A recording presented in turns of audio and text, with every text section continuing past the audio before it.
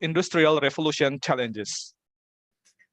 Before we proceed further this morning, I would like to invite all of you to listen to the national anthem of Indonesia, Indonesia Raya. All participants are expected to remain seated on and turn on the mic and do not turn on the microphone. Please.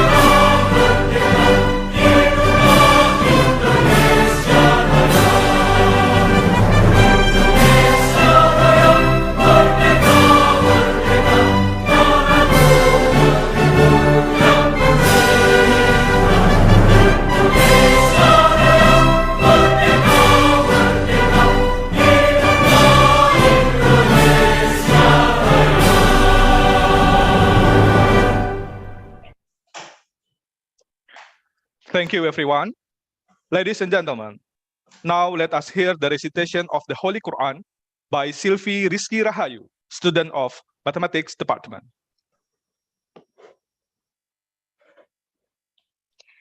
Assalamualaikum warahmatullahi wabarakatuh. Waalaikumsalam.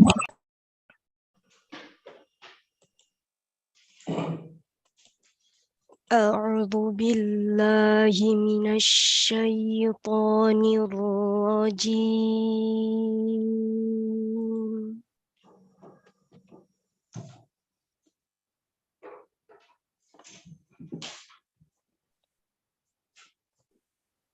Bismillahirrahmanirrahim.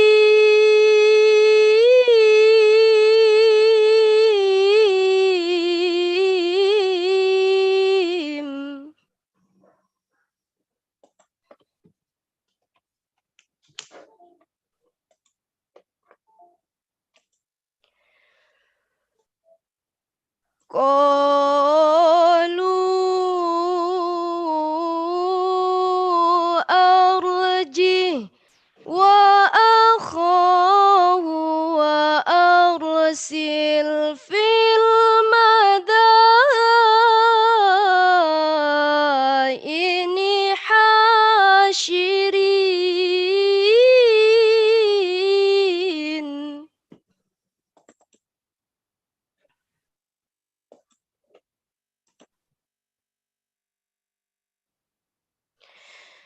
Ya'tuka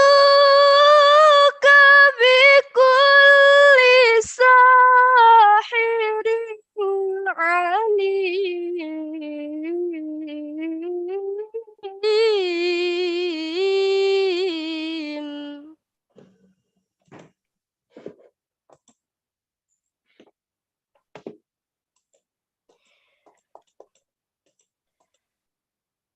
Wajah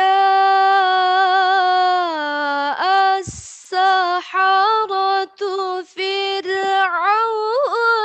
qalu inna lana la ajran ترى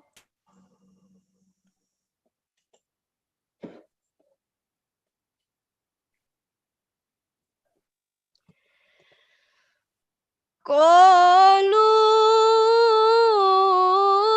إن لنا لأجرا إن كنا نحن الغالبين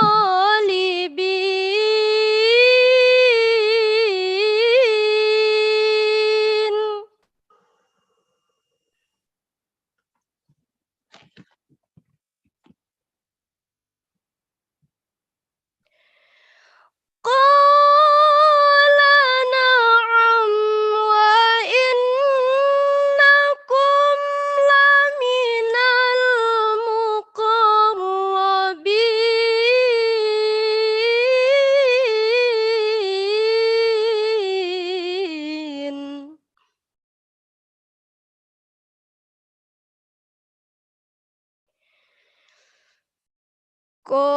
قالوا يا موسى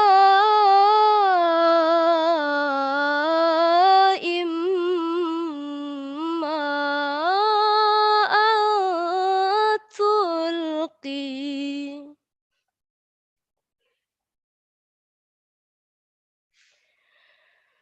وإما أن نكون نحن الملقين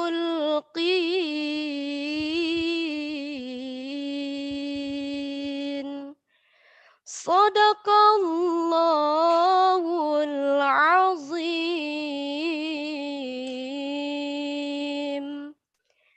Assalamualaikum warahmatullahi wabarakatuh. Waalaikumsalam warahmatullahi wabarakatuh. Thank you, Sylvie. Ladies and gentlemen, it is my pleasure to be a master of ceremony for this conference. I am Ronald Rifandi, and on behalf of the committee, we would like to extend a very warm welcome to all of you. It is a honor to us to inform that among us here we have Honorable Rector of Universitas Negeri Padang.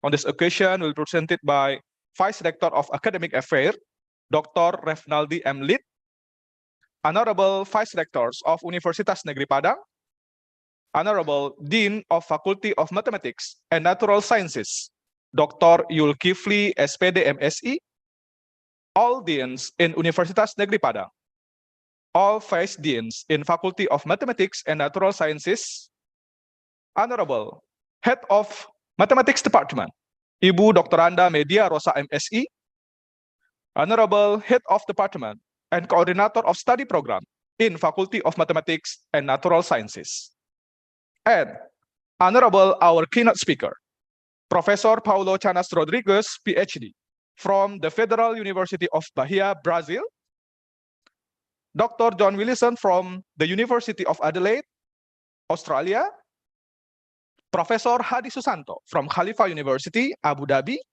Uni Arab Emirat, Dr. Goh Kang Wen from Inti International University, Malaysia, and Professor Dr. Ahmad Fauzan, MPD MSc from Universitas Negeri Padang, Indonesia. Respectable all participants, welcome to Universitas Negeri Padang, West Sumatra, Indonesia. Let us enjoy the performance of Tari Pasambahan by students of Mathematics Department.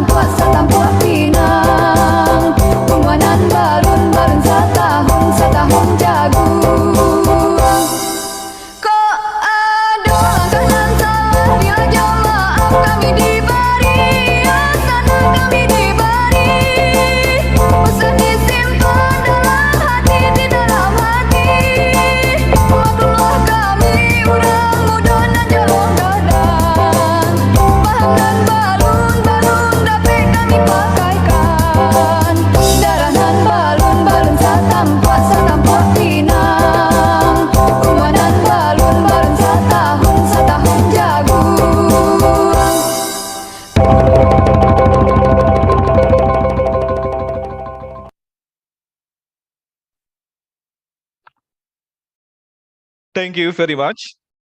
Tari Pasambahan, a traditional dance to greet the performance for the greet the audience and participant of this conference. Ladies and gentlemen, without further ado, we would like to invite Dr. Devni Primasari SSI MSc to deliver her speech as the chief of the international conference. Dr. Devni, time is yours. Thank you, MC, has given me time. Assalamualaikum warahmatullahi wabarakatuh. Waalaikumsalam warahmatullahi wabarakatuh. Honorable Rector of Universitas Negeri Padang, Honorable Vice Rector of Universitas Negeri Padang, Dean of Faculty of Mathematics and Natural Science, Vice Dean of Faculty of Mathematics and Natural Science UNP, Head of Department in Faculty of Mathematics and Natural Science. Keynote speaker, dear participants, ladies and gentlemen. First of all, let us praise and thank ourselves for the presence of God the Almighty because of all the abundance of His grace and guidance on this day. We can gather in Zoom meeting to hold this conference. The theme we raised in the 6th International Conference on Mathematics and Mathematics Education was innovative research of mathematics and mathematics education to face the 4th Industrial Revolution challenges. In connection with this theme, we present 5 keynote speakers: Prof. Paulo Canas Rogias, Dr. John Willison, Prof. Hadi Susanto, Dr. Goh Kang Wen, Professor Dr. Ahmad Fauzan, MPD, MSc. In addition, there were also 500 participants consisting 399 non-presenter and 101 presenter. The 6th International Conference on Mathematics and Mathematics Education was attended by participants from 6 countries. We hope that all registered presenters will follow the full paper process, where all papers that go through the review process will be published in AIP proceeding indexed by Scopus. Conference held by hybrid, the offline section will take place at Department Mathematics, Faculty of Mathematics and Natural Science, Universitas Negeri Padang, Indonesia. Instead, online session will be conducted via Zoom meeting. This conference can be held thanks to the help of various parts. For that, on this occasion, allow us to thank the Rector of Universitas Negeri Padang, Dean of Faculty Mathematics and Natural Science UNP and his staff, and other parts that we cannot mention one by one. Especially for the committee team, which is solid and work hard for the success of this conference. We realize that holding this conference still has many storms coming, but in the term of event, presentation, administrative service, and limited facilities. For that, we apologize profusely. Finally, I hope all conference participants will benefit greatly from this activity. Assalamualaikum warahmatullahi wabarakatuh. Waalaikumsalam warahmatullahi wabarakatuh. Thank you, Ibu Dr. Devni. Next, we invite the Dean of the Faculty of Mathematics and Natural Sciences, Dr. Yulkifli SPD MSc, to give a welcoming speech. Please, Pak.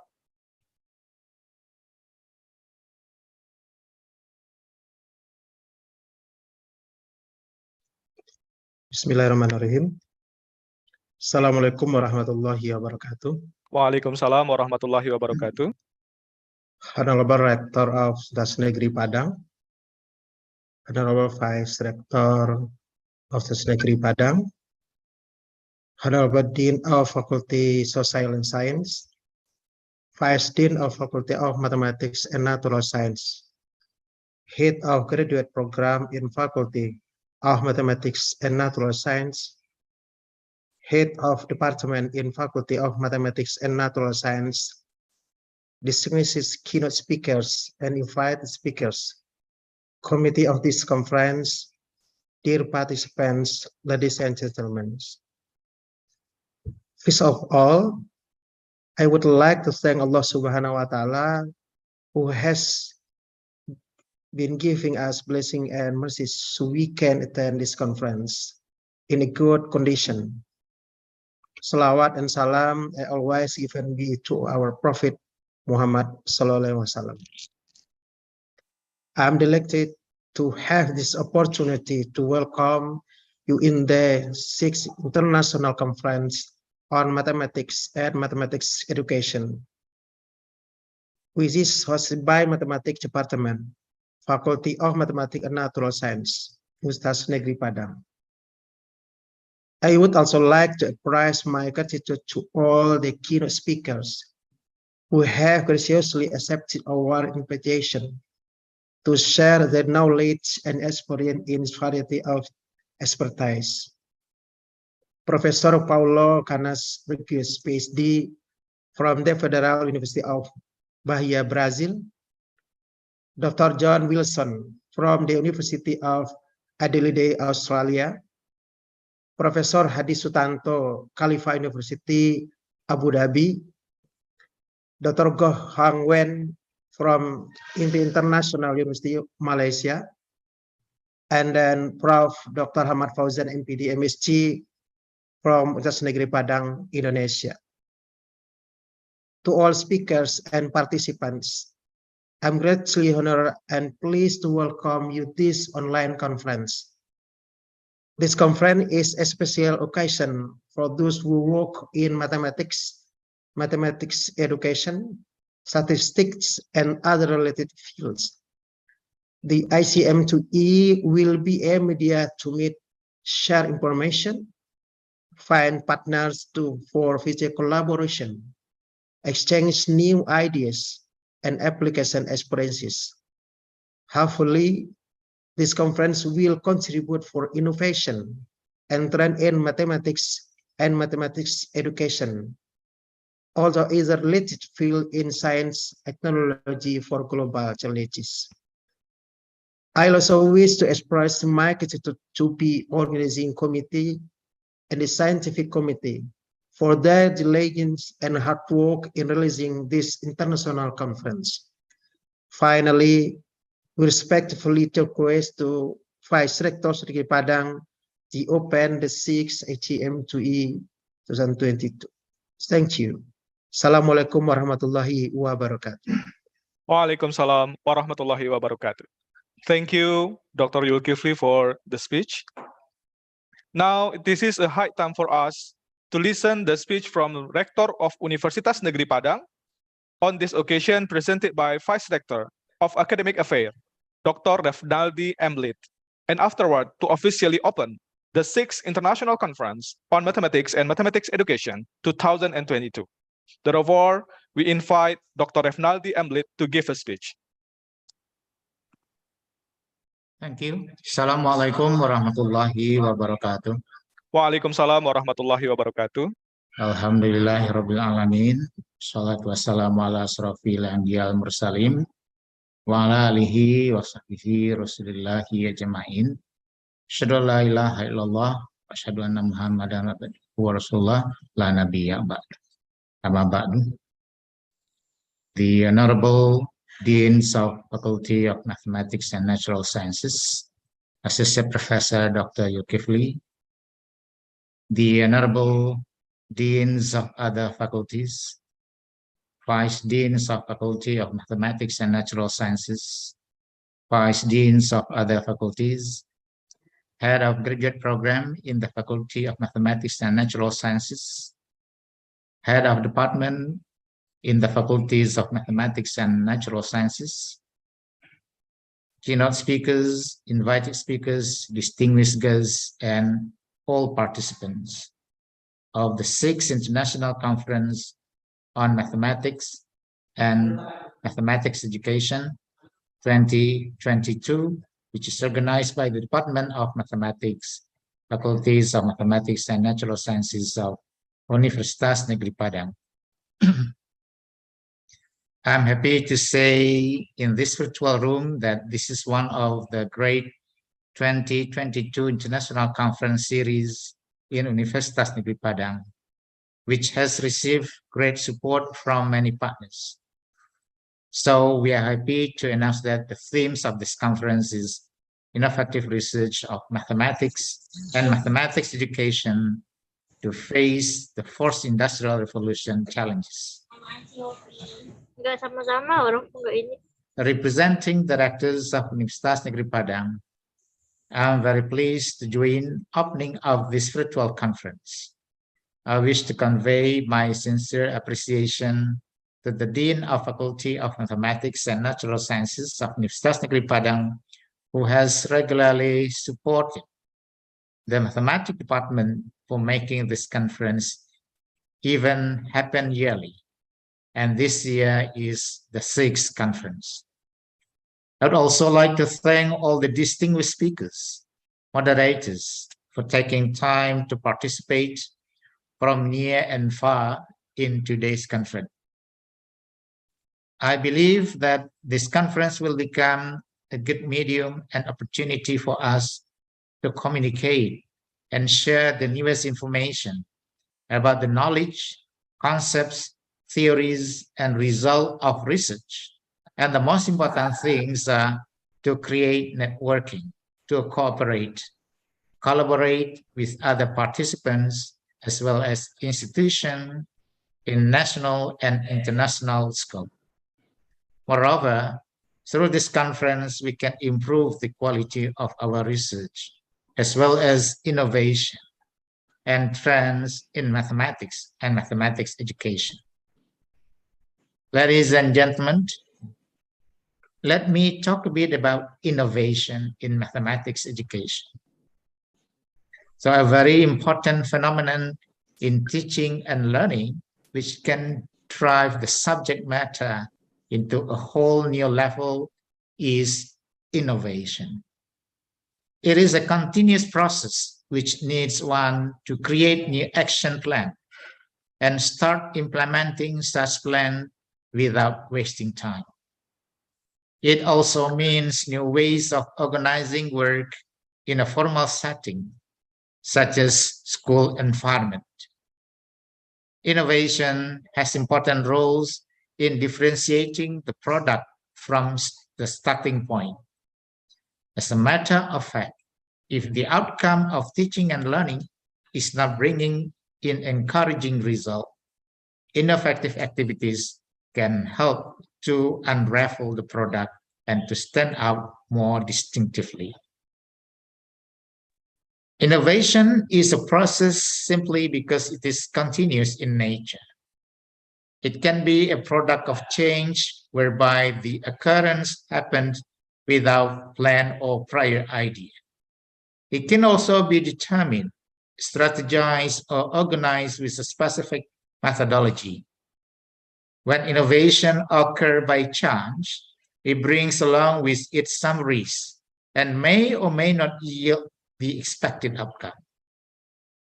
However, innovation in mathematics teaching and learning must be seen as essential to be the survival of educational system in order to meet up with the fast growth of technological development in the society as well as its substances. Innovation shows how mathematics teachers create their own futures in their students' processes of efficient innovative activities, which involve setting the aims and objectives of the intended innovation, such that it will span out reduction in risk to be taken in its application, as well as methods of evaluation. Any innovation that will be carried out in school system must be relevant to the age of student, reliable and valid in order to achieve measurable objective.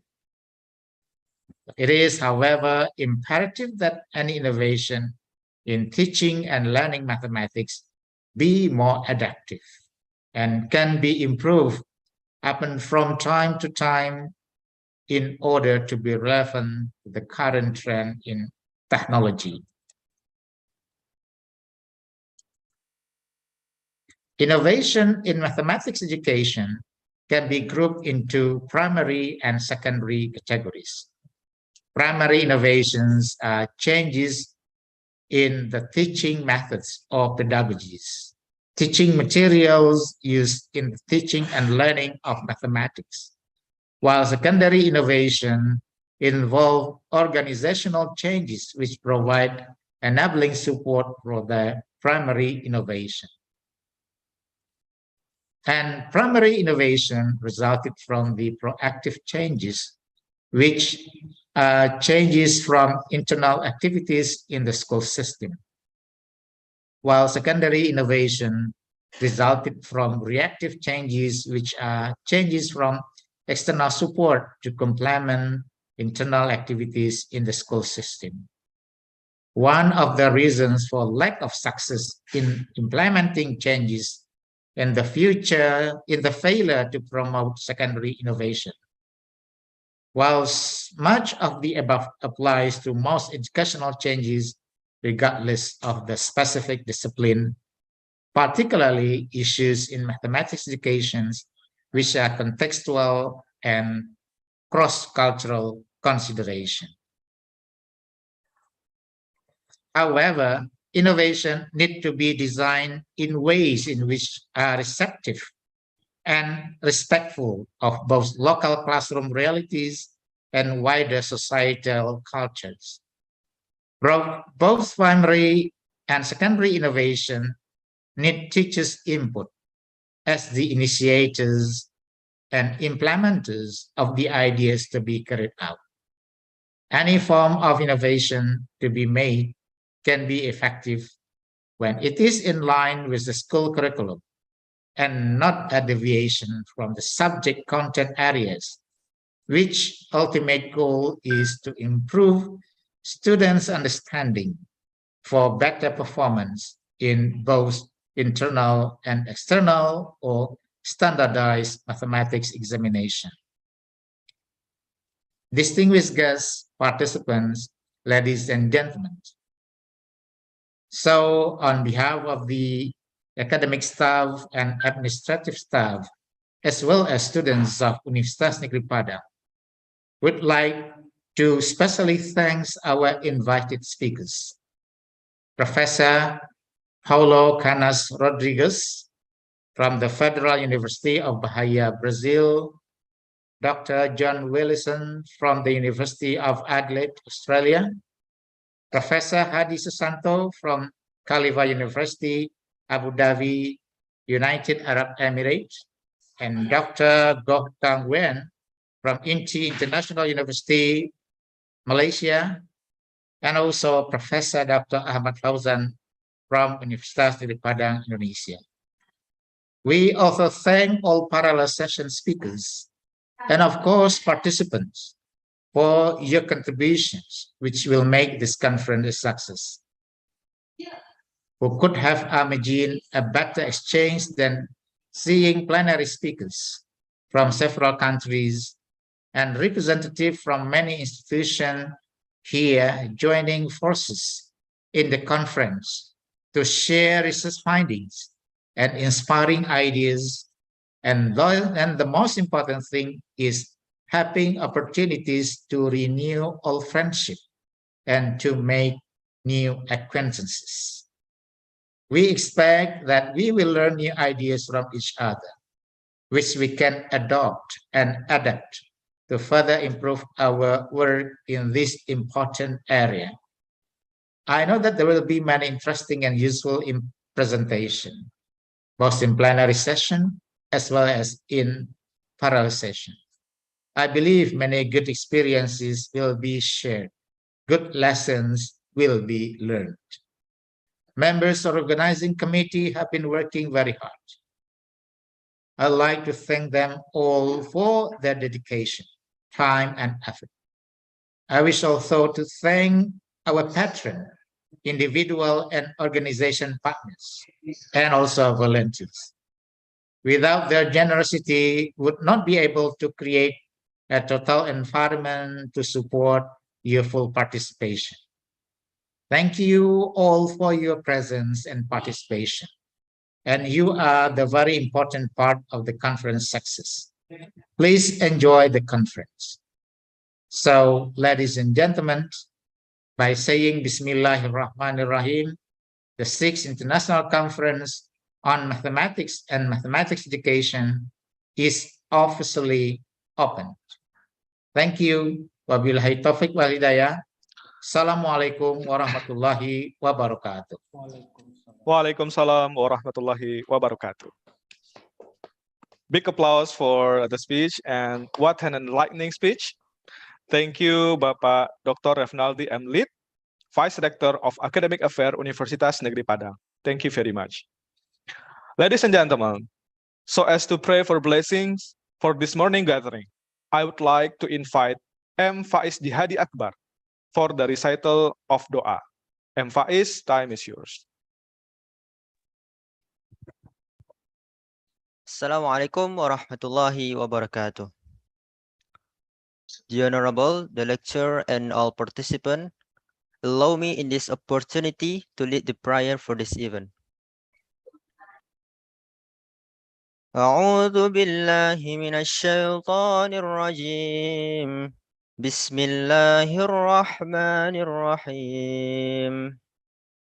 الحمد لله رب العالمين حمدا شاكرين حمدا ناعمين حمدا مستغفرين حمدا يوافي نعمه ويكافي مزيده يا ربنا لك الحمد كما ينبغي لجلال وجهك وعظيم سلطانك اللهم صل على سيدنا محمد وعلى آل سيدنا محمد ربنا ظلمنا أنفسنا وإن لم تغفر لنا وترحمنا لنكونن من الخاسرين ربنا لا تؤاخذنا إن نسينا أو أخطأنا ربنا ولا تحمل علينا إصرا كما حملته على الذين من قبلنا ربنا ولا تحملنا ما لا طاقة لنا به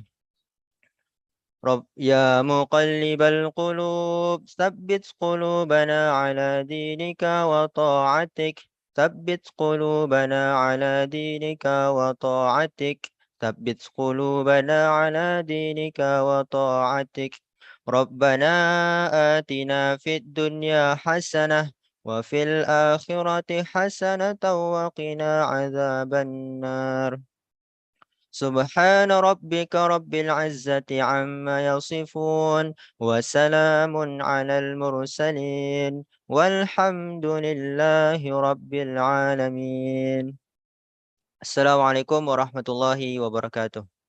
Waalaikumsalam warahmatullahi wabarakatuh. Thank you very much, M. Faiz Jihadi Akbar. We have now come to the end of the opening ceremony. We would like to thank for your spending your time with us this morning. We would like to express our thanks to Rector, Vice Rectors, Dean, Vice Dean, keynote speakers, and all of our audience who give us big support and help to run this program of the conference. Thank you very much. Assalamualaikum warahmatullahi wabarakatuh. Bapak Ibu, ladies and gentlemen, before we continue to the next session, we will have a photo session. So I invite all of you to open your camera and give your very nice smile this morning. And we would like to take a screenshot of the appearance. So this will be led by Mr. Frid Gotasman. Pak Farid, please help us to capture the screen. Thank you very much, Pak Ronald. Ladies and gentlemen, please turn on your camera because I need to take a photo for all of the participants today. So let's start from page 1. Please give me a best smile.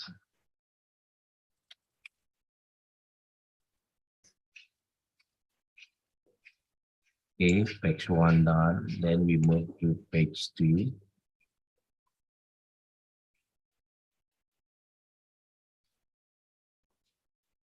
Give me your best smile, please.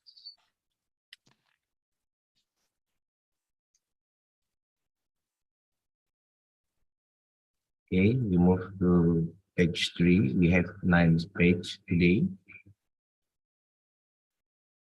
Please, page 3, give your best marks. Thank you very much.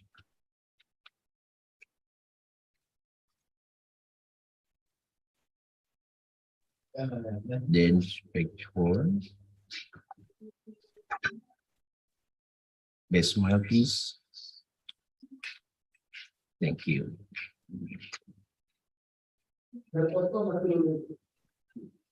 Page 5. Please turn on your camera and give me your best smile. Thank you very much.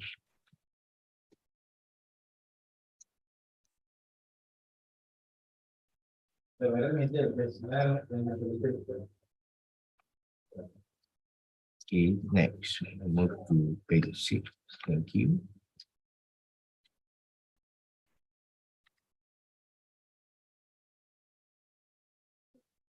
Page 7. Please turn on your camera and give your best smile. Thank you.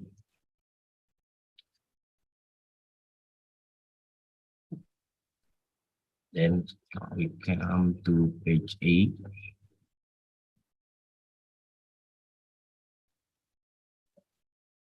Thank you. Then we move to the last page. Please give your best smile.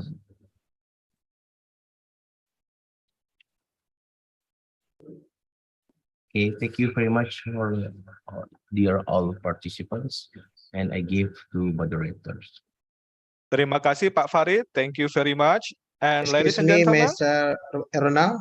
Ya Pak, silakan. Excuse me, I promise to the other activity with vice rector. I Oke, promise Pak. to live in the Zoom. Thank you. Thank you very much, Pak Dekan, Pak Dean of the Faculty of Mathematics and Natural Sciences, and also Pak Refnaldi, the Vice Rectors. Thank you very much.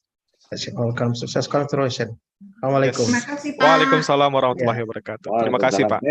Bang D. Izin juga Bapak Ibu semuanya, ada kegiatan lain. Ya, Thank Pak you, Ibu WD3. Fitri. Ya, makasih. Pak WD3 Fis, makasih. Fik ya, Pak WD3 Fis, makasih. Assalamualaikum. Terima kasih Bapak Ibu yang sudah hadir. Okay. Ladies and gentlemen, now over the next few hours of this conference, we will have a short break and we will come to the plenary session for the first session on 9:30 waktu Indonesia Barat, West Indonesian time. We will have the first session. So now we are on the break session, and again I say on behalf of the committee, kami mengucapkan terima kasih, thank you very much kepada undangan and all of audience yang sudah berkesempatan hadir on the opening ceremony of this conference. Thank you very much. And our first session will be with Professor Paulo Canas Rodrigues, PhD from Brazil, and it will be moderated by Miss Dina Agustina. But we will wait for the schedule on 9:30. Now we are on the break, coffee break for this session. Thank you very much.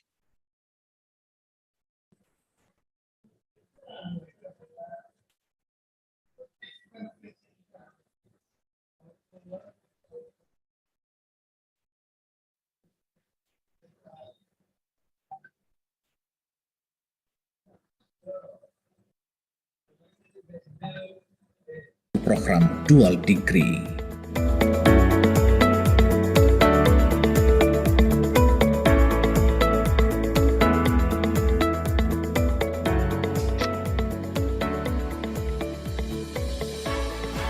Assalamualaikum warahmatullahi wabarakatuh. Selamat datang di Fakultas Matematika dan Ilmu Pengetahuan Alam, salah satu dari 8 fakultas yang ada di negeri Padang. MIPA dipilih dengan bendera warna biru, yaitu warna dengan penuh semangat. Dalam menjalankan tugasnya, dekan dibantu oleh 3 orang wakil dekan. Dalam mencapai cita-citanya mewujudkan fakultas unggul, MIPA memiliki visi menjadi salah satu fakultas unggul dalam ilmu kependidikan dan ilmu MIPA tahun 2020 berdasarkan amanat kemampuan.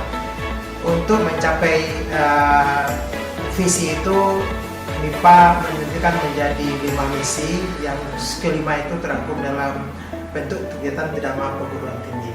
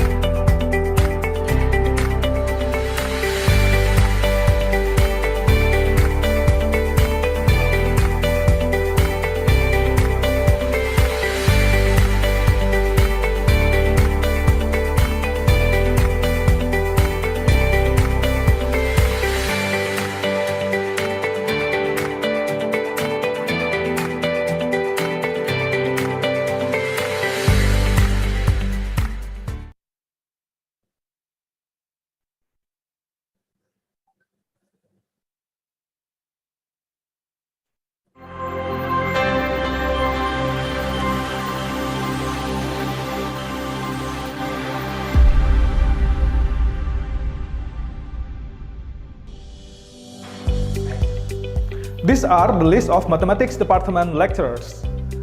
There are 30 in total. 24 of them are in mathematics education study program and 12 of them in mathematics study program. Now let us see the mathematics department office.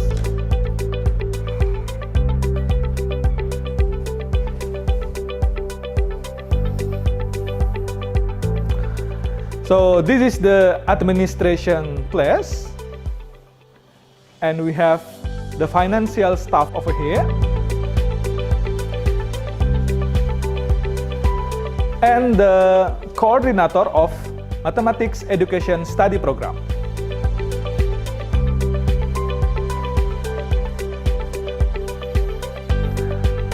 A mini table for meeting. And then the table for the secretary of the department. And now we continue to the mathematics department, the head of mathematics department office. Halo Ibu. So this is the head of mathematics department as well as the coordinator of mathematics study program.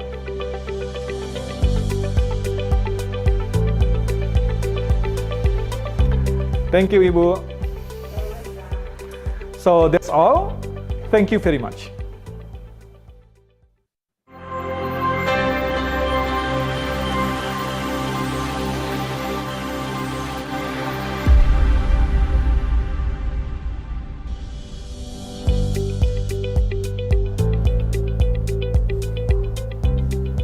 Now we are in mathematics department meeting room. Let's see the facilities.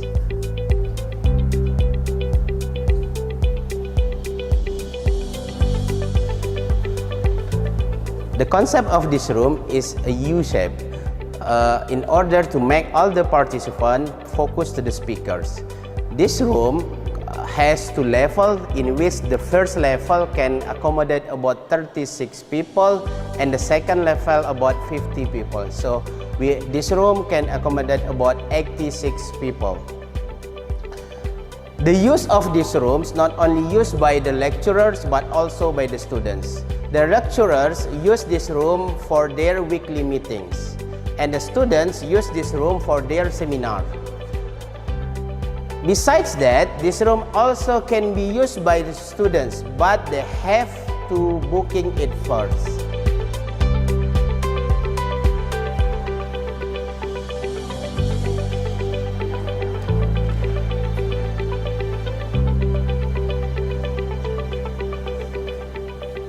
Another facilities that this room has is this smart board. The smart boards can help all the participants know about all the topic in these meetings. The smart board can edit the file in here, so it will be makes the meeting will be more effective because all the participants will have this handout. So this is all the facilities in this building. Thank you very much.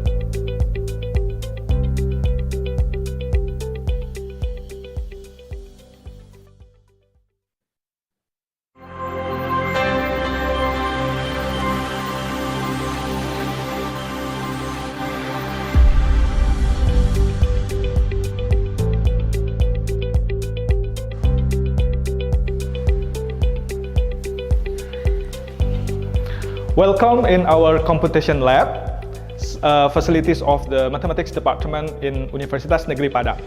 We have two computer lab. This is the first one, and that one is the second one. Before student and lecturer enter the room, this is the rules that they have to obey. The points is already clear over here. And let us see what we have inside.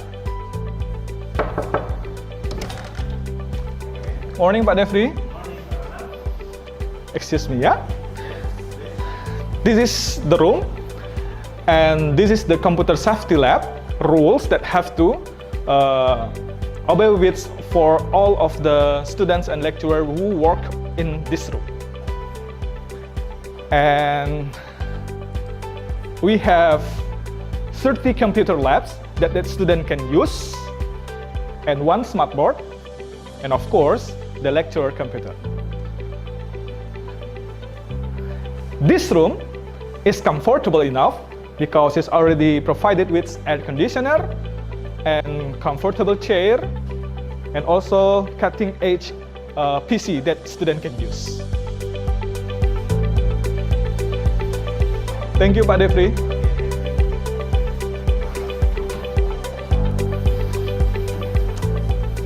And this is the second one with the similar facilities. Thank you very much.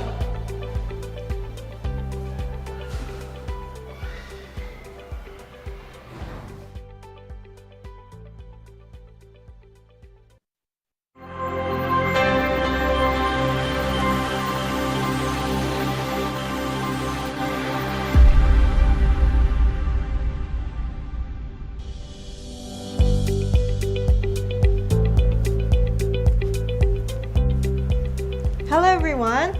Now we are in the laboratorium of micro teaching room. So do you want to see? Let's go! Okay, before that, I want to tell you what are the facilities in this micro teaching room. First is smart board.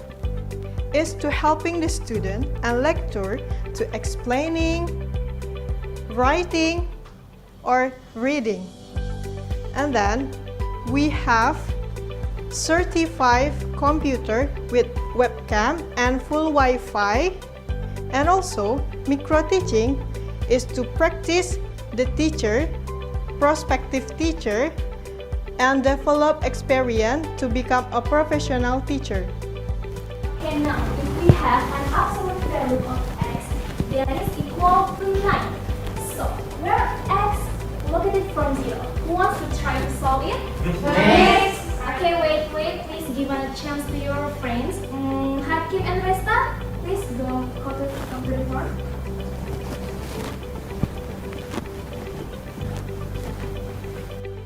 Okay, now Hakim and Resta stand on the Not only micro teaching room, we have another room. This is observation room. Let's go. Hello, sir. Hello. This is Mr. Farid as a lecturer. Hi everyone. Now I am observing my student practicing their teaching skill here. I do my job by observing them by using this 360 degrees camera, so I can rotate it into any angle that I want, so I can see any movement of them. Besides that, this room also have microphone in order to talk with my student in the next room. Okay, everyone. Okay, that's all about the facilities and the learning process in laboratorium micro teaching. Thank you. Bye.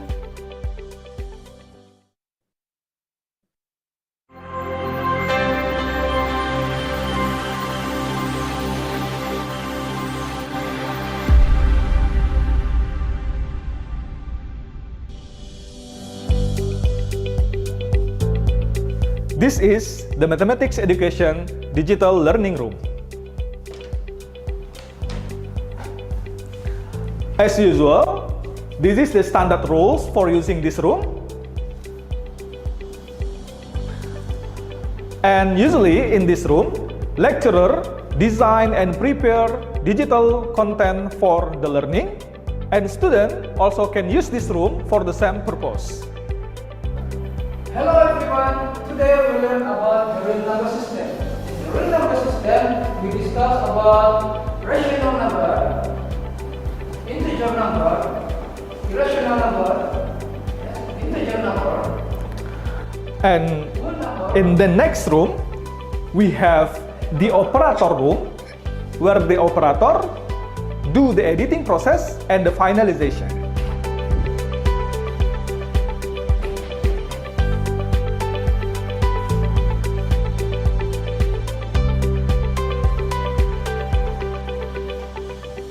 That's all from Mathematics Education Digital Learning Room. Thank you.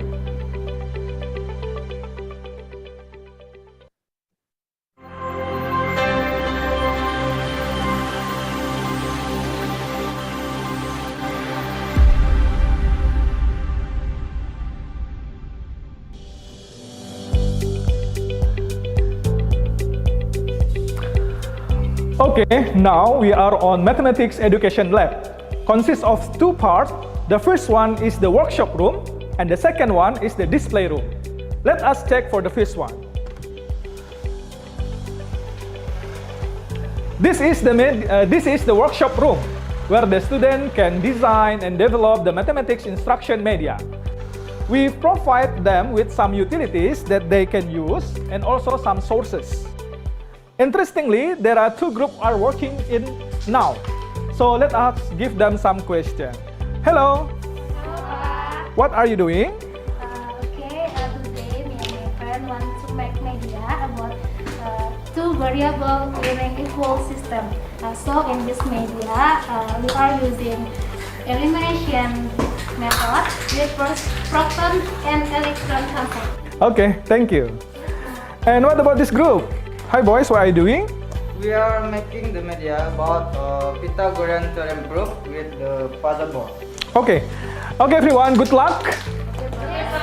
And the second part is about the display room. In the display room, we display the product of this course and then displayed here. Actually, there is one person in charge to guide the visitors and explain the use of the media in this room. Okay, for example, we have the operation of addition for 5.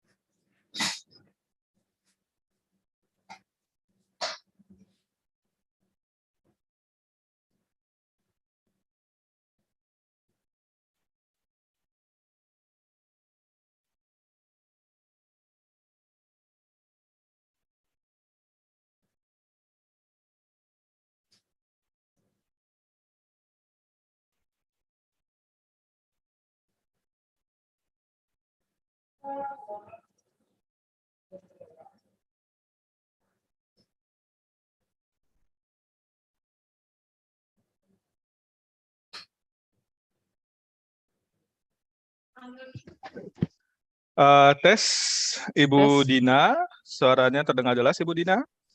Iya, terdengar jelas. Tes juga, Ya. Pak Ronald. Suara saya terdengar jelas. Suara Bu Dina juga terdengar jelas.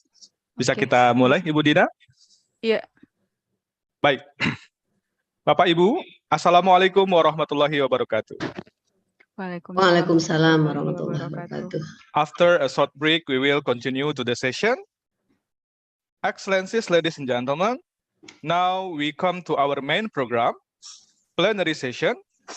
On the first session will be led by our moderator, Ibu Dina Agustina, SPD MSc. Ladies and gentlemen, please join me in welcoming Professor Paulo Canas Rodrigues, PhD from the Federal University of Bahia, Brazil. And Miss Dina Agustina, the time is yours. Thank you, Pak Ronald Rifandi. Yes, you're welcome. Okay. Bismillahirrahmanirrahim. Ladies and gentlemen, at this joyful moment, our seminar is about to begin. Have a seat. Thanks you very much for preparing to attend our seminar. Assalamualaikum warahmatullahi wabarakatuh. Waalaikumsalam warahmatullahi wabarakatuh. Good morning all. Honorable Chairman of Mathematics Department, Dr. Anda Media Rosa, MSI. Dear all Mathematics Department, lecturers, and honorable all participants of this seminar. Welcome to the 6th International Conference on Mathematics and Mathematics Education 2022, first panel section. Ladies and gentlemen, I am Dina Agustina, the moderator of today's seminar. I'm very happy to see you here and welcome all of you to this seminar. Today's seminar is about statistical learning, transforming data into information. Ladies and gentlemen, our speaker today is Professor Paulo Canas Rodrigues. Professor Paulo will therefore be joining us shortly, and I would like to extend my greeting to him now. Hello, Professor Paulo. Hi, how are you? I'm fine. How are you too? I'm good. Okay. I'm good. Thank you. Yeah. Okay, Professor Paulo, I will read your profile. Let me share in the Zoom.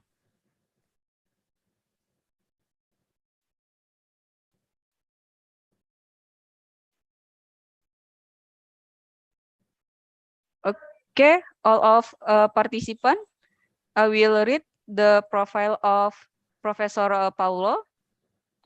Professor Paulo Canas Rodrigues is a professor in the Statistics Department at the Federal University of Bahia, Brazil. Professor Paulo obtained his PhD in Statistics at the Nova University of Lisbon, Portugal, 2012. And his aggregation or habilitation in mathematics, specialization in statistics and stochastic process at the Lisbon University, Portugal, 2019. He has published more than 70 scientific papers in collaboration with more than 100 co-authors from 21 countries and has extensive experience in editorial activities. Paulo was vice president of the International Association for Business and Industrial Statistics between 2009 and 2013 and was the founder and chairman of the Latin American region section of the International Association for Statistical Computing between 2017 and 2019. Among other activities, he is currently the president of the Brazilian region of the International Biometric Society, member of the Representative Council of the International Biometric Society, principal investigator of Statistical Learning Laboratory, chairman of the Special Interest Group on Data Science of the International Statistical Institute, and president-elect of the International Association for Business and Industrial Statistics. And we can see this from the profile, academic education, current activity. Maybe the next time is in research and research appointment. You can see on 2015 until 2019, research director of CAST, and also lecturer and guest speaker in Universitas 11 Maret, Surakarta, and the professional experience, teaching activities, 2017-2019, responsible teacher at University of temporary Finland. And so many profile that Professor Paulo have. You can see here. There are 49 page. Yeah, it is the supervision, postdoctoral, you can see it, and PhD student, also MSc student that promoted by Prof. Paulo.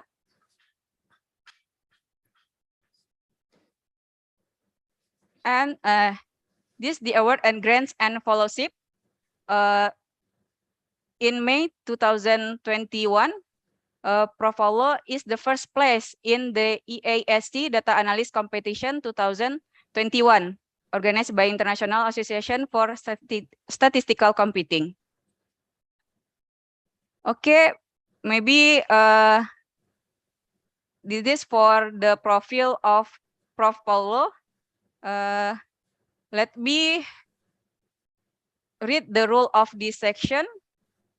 Before the presentation begin, I will explain how it will be structured. First, the talk lasts approximately 30 minutes. Second, the question period is approximately 30 minutes. Each audience member may pose a question. If you have a question, please use the Zoom meetings raise hand feature and unmute your microphone and camera. Alternately, you may put your question into chat box in Zoom, and I will read it out loud. Now, allow me to welcome the speaker, Prof. Paulo Canas Rodriguez, to make his presentation. Prof. Paulo, time is yours. Thank you very much. Thanks for the very nice introduction. I would like to start by greeting all the colleagues in the steering committee, the rector and vice rector of the Universitas Negeri Padang, the dean of the Faculty of Mathematics and Natural Sciences, the vice dean of the Faculty of Mathematics and Natural Sciences, the head of the mathematics department, and I would like also to thank very much Dr. Devni Primasari for the invitation. It is a great honor for me to give a talk in your conference, and I would like also to thank all the organizing committee. It was very nice for me to see your university. I think the structure is really nice. I was looking at the videos now in the break, and I really like, and I like the photo where you have the campus and you have the ocean nearby. So I hope that sometime I can visit your university. So now I will share my screen. If I think I need some permission to share my screen. It says here that Can you help Mr. Professor Paulo to share the screen? It says here that host disabled participant screen sharing. So maybe you can give me some special permission. I have made it. Yes, permission. I have it. I have it. Yes. Okay. I have it Thank here. you. Thank you, Prof. Can you see my screen, my slides? Yes, I can see it. Yes. Okay, perfect. So today I'm going to talk about statistical learning. It is a kind of hot topic in statistics and data science nowadays. I'm going to talk a little bit about transforming data into information, because everyone is collecting a lot of data, but in the end we have to make some sense out of that data. We need to analyze it and to transform that in some kind of information that we can use for some kind of decision making, of policy making, etc. I'm originally from Portugal. I have been living in Brazil for 9 years. Here I also, the city that I live is Salvador. This is the name of the city.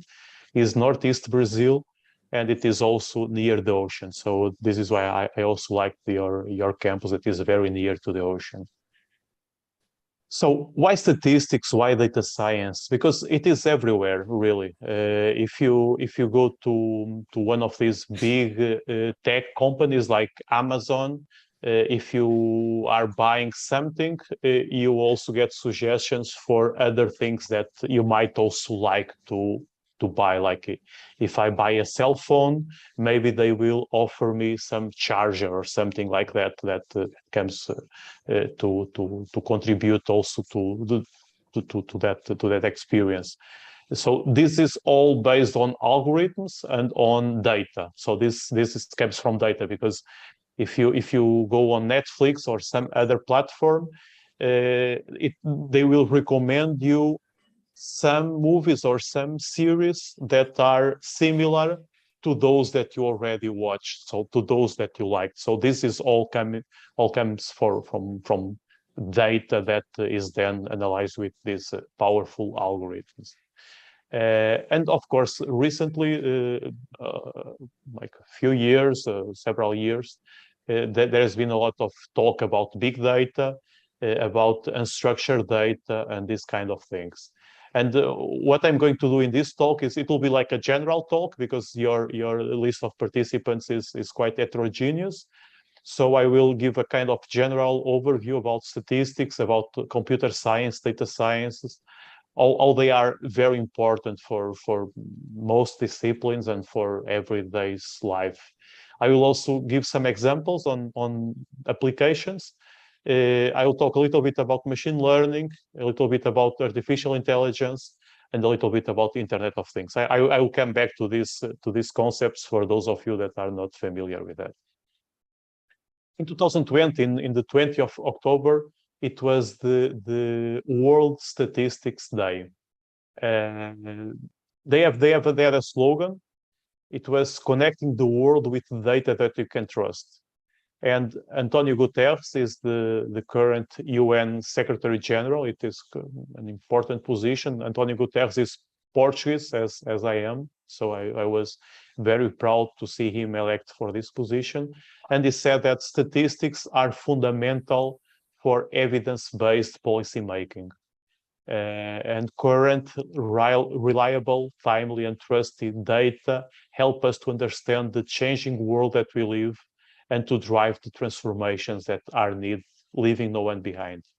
So it is a very strong statement from a very important person in terms of the position that it represents.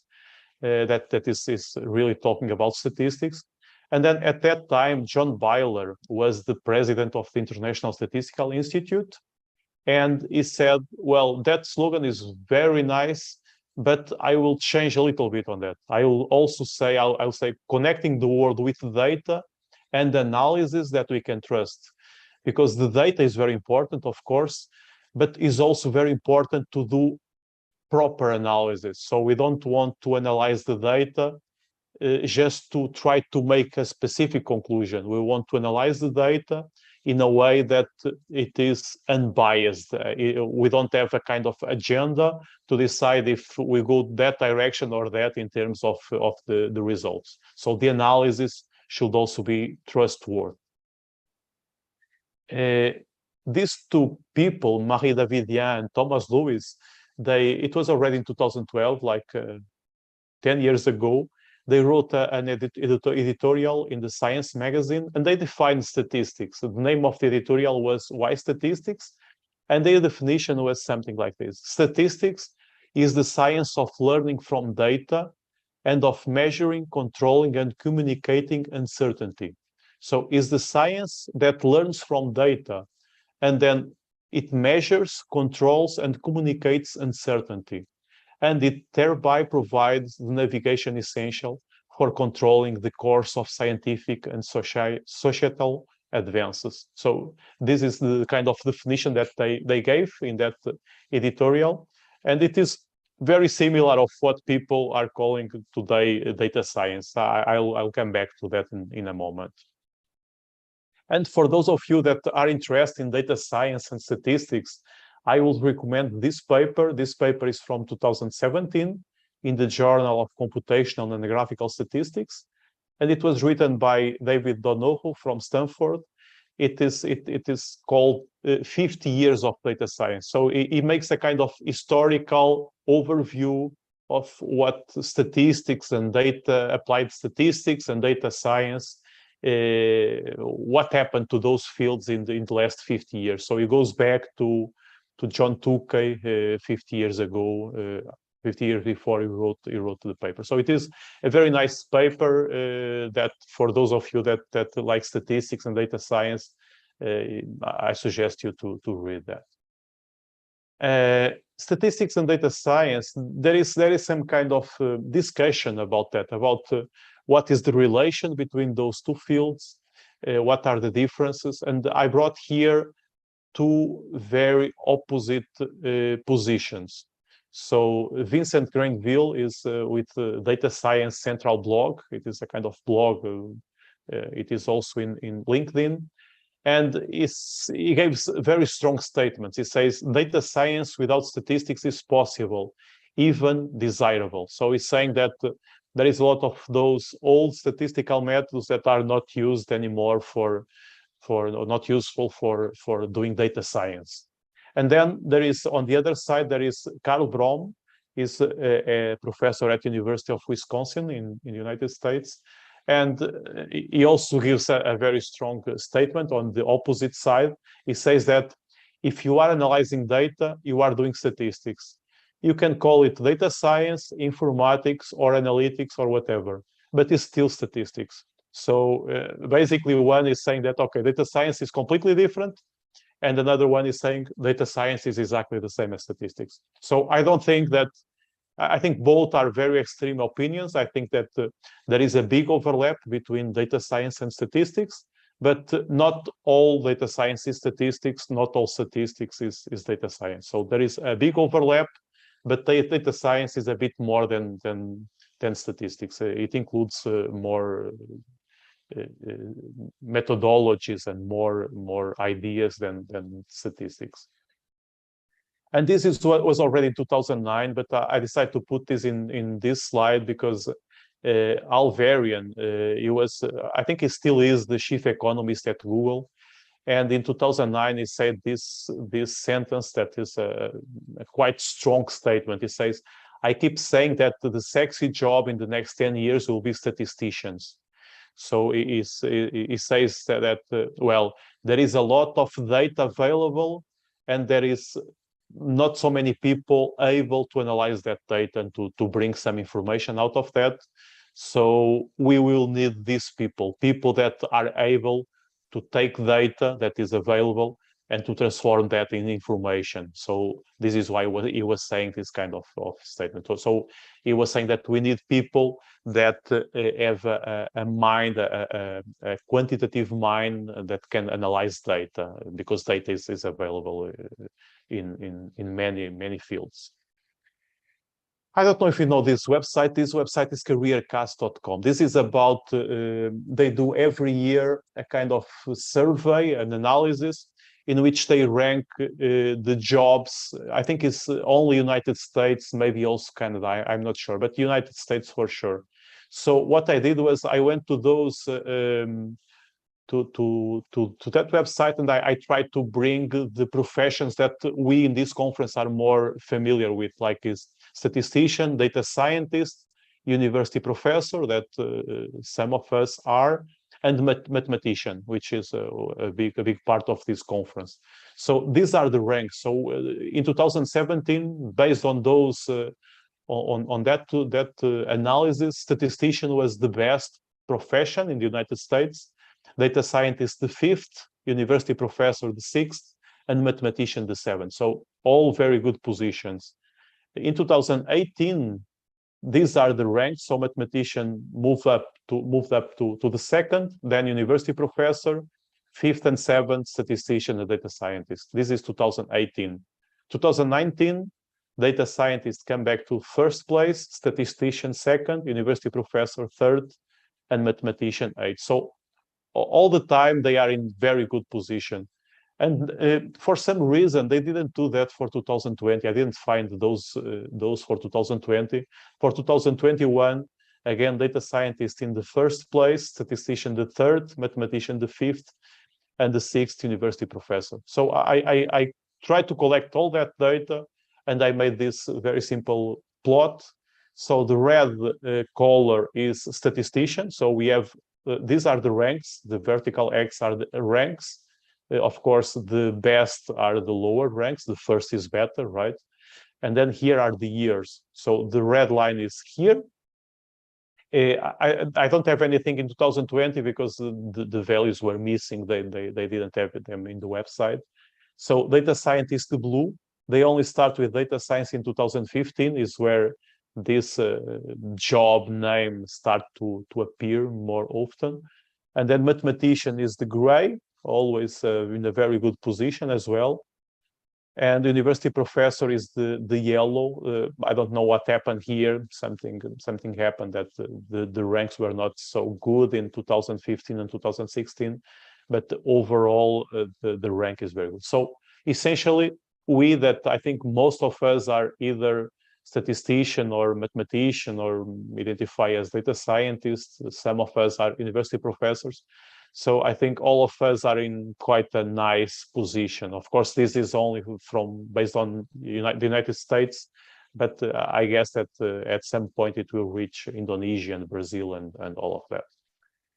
So, and then there is the era of big data. So a lot of talk about the big data, big issues, full issues about data in the economists, nature, science, etc. And what is big data? I have here a definition. It is already from 2012, a long time ago, but I like it. I like it, and this is why I decided to keep it in my slides. So what is big data? Is of course a meme and marketing term. Of course, because big data, it sounds well, and people use it, and it is nice. It sounds very well, but it's not just a very nice term to define what data and this data analysis is. It is also a new approach to understanding the world, because it is not just more data. It's more than that. It's different data. So it's data that is generated in different places, different times, different resolutions, but it's also different data. Why different? Because you have data from social media. I'm now writing a project with some colleagues from very different fields, from linguistics, from computer science, from humanities, and the idea of this is to do text mining, is to analyze text. So we are going to extract information from social media, from Facebook, from Twitter, from Instagram, and the idea is to try to create a tool to analyze that kind of data. So this is a huge amount of data that comes from social media. Also, a lot of data is coming from sensors. Sensors, you have sensors for climate or for traffic. For climate, you have measures every second or every minute, so you know the temperature or how it is in different places. You have also information about the transaction records. So, for instance, several chains of supermarkets, they give you a card, like a kind of discount card, and they give you like 1% discount or less, and you use that card every time that you go to that supermarket. And basically they are giving you a very small discount, but in exchange they are collecting all the data of what you buy. So for instance, imagine that every time that I go to the supermarket, I buy chocolate, and there is one day that I don't buy any chocolate. Maybe at some point someone is there and suggests, but you always take chocolate. Why don't you take? Maybe you forgot about that. So they can use this data to some kind of recommendation of what people can buy based on their profile from before. Of course, mobile phone GPS signals, there is a lot of data there. If you use some kind of app like the Google Maps, if you want to go from one point to the other, you can put it in the Google Maps, and then it will give you the fastest route, and it also tells you where there is more traffic or where there is less traffic. So, and this is why does it happen? It happens because everyone has a smartphone now, and all our smartphones have the GPS turned on. So if Google Maps knows that we have a street here, and if there are many smartphones, many locations on that street, it means that there is traffic, because no one stops in the middle of the street. You only stop in the middle of the street if you are in your car or in your motorbike and there is traffic, you cannot move. So this is how they tell you that there is traffic or there is no traffic, because we are giving them the data, essentially. There is also a lot about digital satellite images.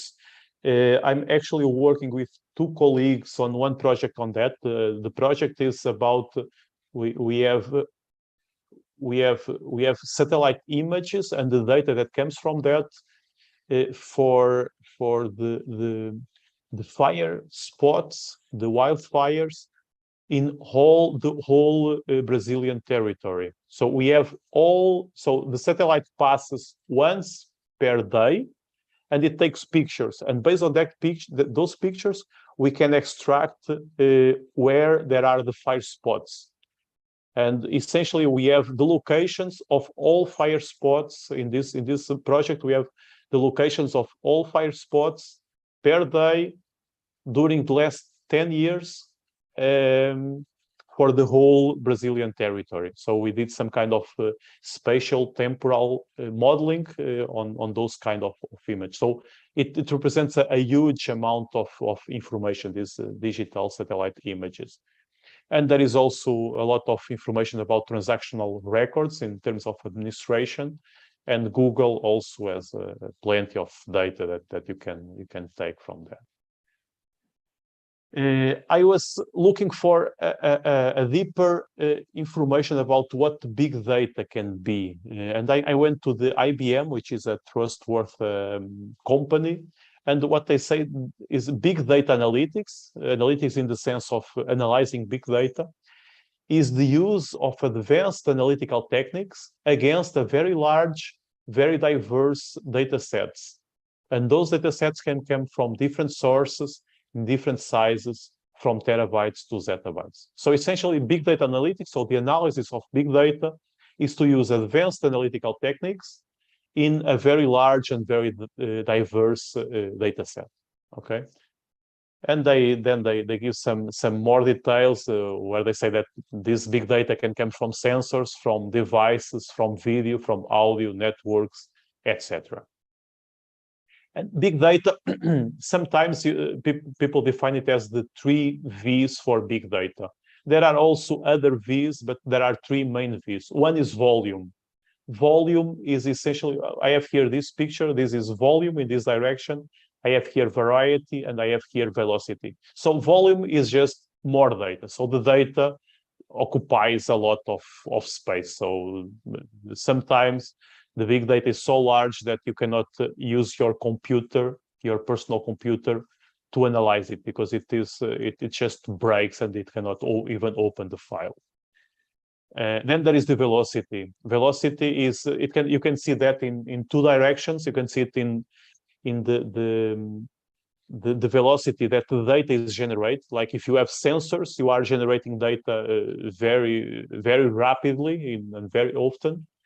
And then is also the velocity of analyzing that data, because imagine imagine that you like stock markets, and you have this stock like Apple stock, and you could make a very good model to forecast, to predict what happens to the stock in 1 hour. So you are predicting because you want to decide if you buy or you sell your stocks from Apple.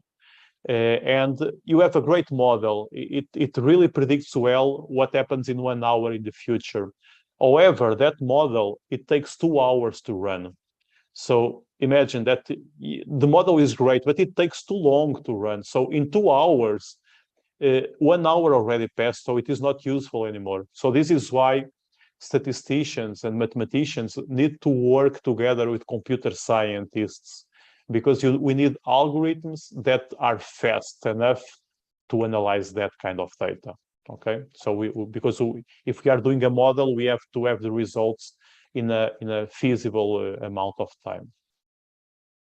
And then there is variety. Variety is what I just mentioned. So you have videos, you have audios, you have click streams, you have images. So you have all of this. It's not just a table with numbers as it was several years ago. Now the data is a bit different than that. So variety is a very important direction. And then in this slide, I have a kind of what data science is. I took this when I have some image or some information that I take from somewhere. I give here the link for those. So essentially, data science is you mixture mathematics. You need mathematics for that, of course. You need statistics. You need advanced computing, because you need to program to have efficient algorithms. You need visualization, because imagine that you have a very complex data set. You need to make some plots to see how the data looks like. You need a hacker mindset, in the sense that a data scientist wants to know more and more about the data, wants to go deeper and deeper. A domain expertise, in the sense that if I'm analyzing a data set from biology, I don't know what it represents in the field of biology. So I need someone from biology to help me understand the results. So this is why the domain expertise is important. Data engineering, this is more the way of storing the data and how the data is stored. And scientific method is like the way of how research and these analyses are made. So, and this is essentially what I can call, and some people call, a team sport, because you don't have a person that can be expert in all of this. This is why big projects on data science, you have people from different fields together to make a larger impact. And here in this slide, I have what usually is done. I would like you to look at the diagonal only here.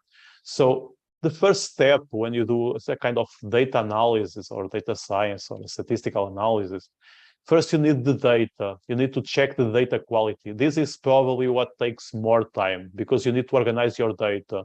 You need to see if there are missing values, if there are outliers. You need to solve a lot of problems. So this is usually what takes more time, is to put the data together.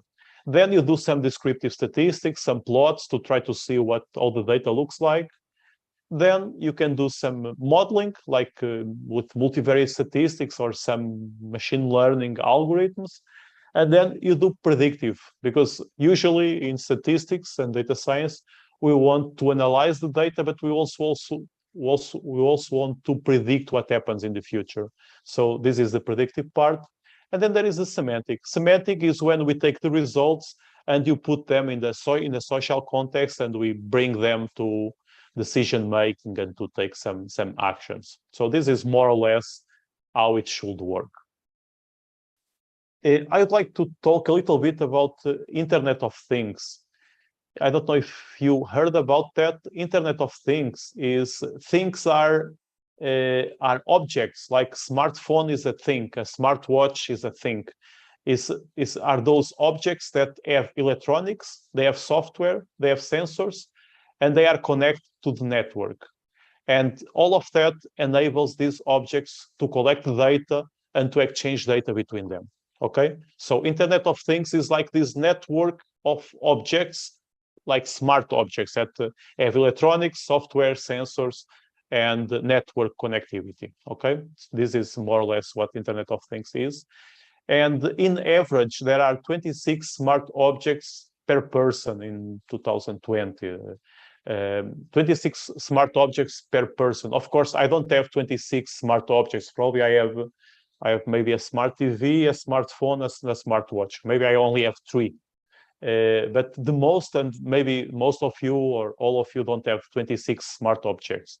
But the most of these objects are in business and manufacturing. 40% are in these companies, because all of these machines have sensors, and we need these sensors to try to control for the machines not to break.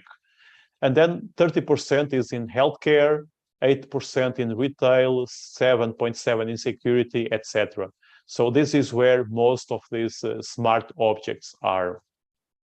I think I will skip, not to spend too much time. I have some examples. I can share the slides with you. I think some are very interesting, but I would like to talk about artificial intelligence and machine learning, because this is very important. The term artificial intelligence, nowadays it is more common to hear about that, but usually a few years ago, people heard artificial intelligence in the movies called Matrix or the Terminator, where there is some artificial intelligence. Now it is more common. Also, people have been talking about machine learning, deep learning, and these are concepts that have relation with artificial intelligence. So artificial intelligence, it was actually defined, this term was defined in 1956, which is a very long time ago, by John McCarthy. And he says that artificial intelligence involves machines that can perform tasks that are characteristic of human intelligence. So you have the machine doing something that is not a machine thing, is a thing of human intelligence. For instance, you can give to the machine, to an algorithm of artificial intelligence, you give them pictures of cats and dogs. And you have this machine training. You have to say, of course, you will give hundreds or thousands of pictures, and you say, okay, this is a dog, this is a cat, this is a cat, this is a cat, this is a dog. And then after this algorithm trains, you give a new picture and you ask, is this a dog or is this a cat? And the algorithm can tell you with a very high certainty. So this is the idea, is you give the algorithm some information to train, and then you can give a test set to ask if the algorithm is working well. So you give a new set of pictures and you ask the algorithm, are those cats or are those dogs? What is cat, what is dog? And these algorithms are very good, and they can identify that. And then machine learning. Machine learning is a simple way of achieving artificial intelligence. So it can be seen as the ability of learning without being explicitly programmed. So the idea of this example that I gave you with the pictures of cats and dogs, you are not programming the algorithm to tell if it is a cat or a dog. You are just giving them a lot of information to train, and then you are asking. So the more data you give to the algorithm, the better it learns. So it's the ability of learning from the data that you give to the algorithm. So, and machine learning is a way of training an algorithm so that it can learn how. So this is the idea behind machine learning. So you train the algorithm in a way that the algorithm learns based on the data that you give. You give more data, it trains better, and then it performs better to predict new pictures of cats and dogs, for instance. And then deep learning is usually associated with neural networks, and is one of the many approaches for machine learning. There are others like decision tree learning, inductive logic programming, clustering, reinforcement learning, etc. But deep learning is essentially usually associated with neural networks, in which you give input, and then there is some layers of neurons, and in the end you have an output. So it is a simple concept that some people say that tries to mimic the brain, that does this kind of operations in order to make better predictions. And this is what I wrote here, that artificial neural networks are algorithms that try to mimic the biological structure of the brain. So this is why we call those small points in neural networks by neurons. And why did I talk about that? I talked about Internet of Things, and I talked about artificial intelligence. Why did I do that? Because there is a big relation between those two. Because you see, Internet of Things is collecting a lot of data. It's data that comes from sensors. So that's a collection of data. And artificial intelligence is analyzing that data. So it is similar to the human body, because our body, our hands, our eyes, our ears are collecting data. And all this data that we are collecting when we look around, when we hear things, all this data is then sent to our brain, and our brain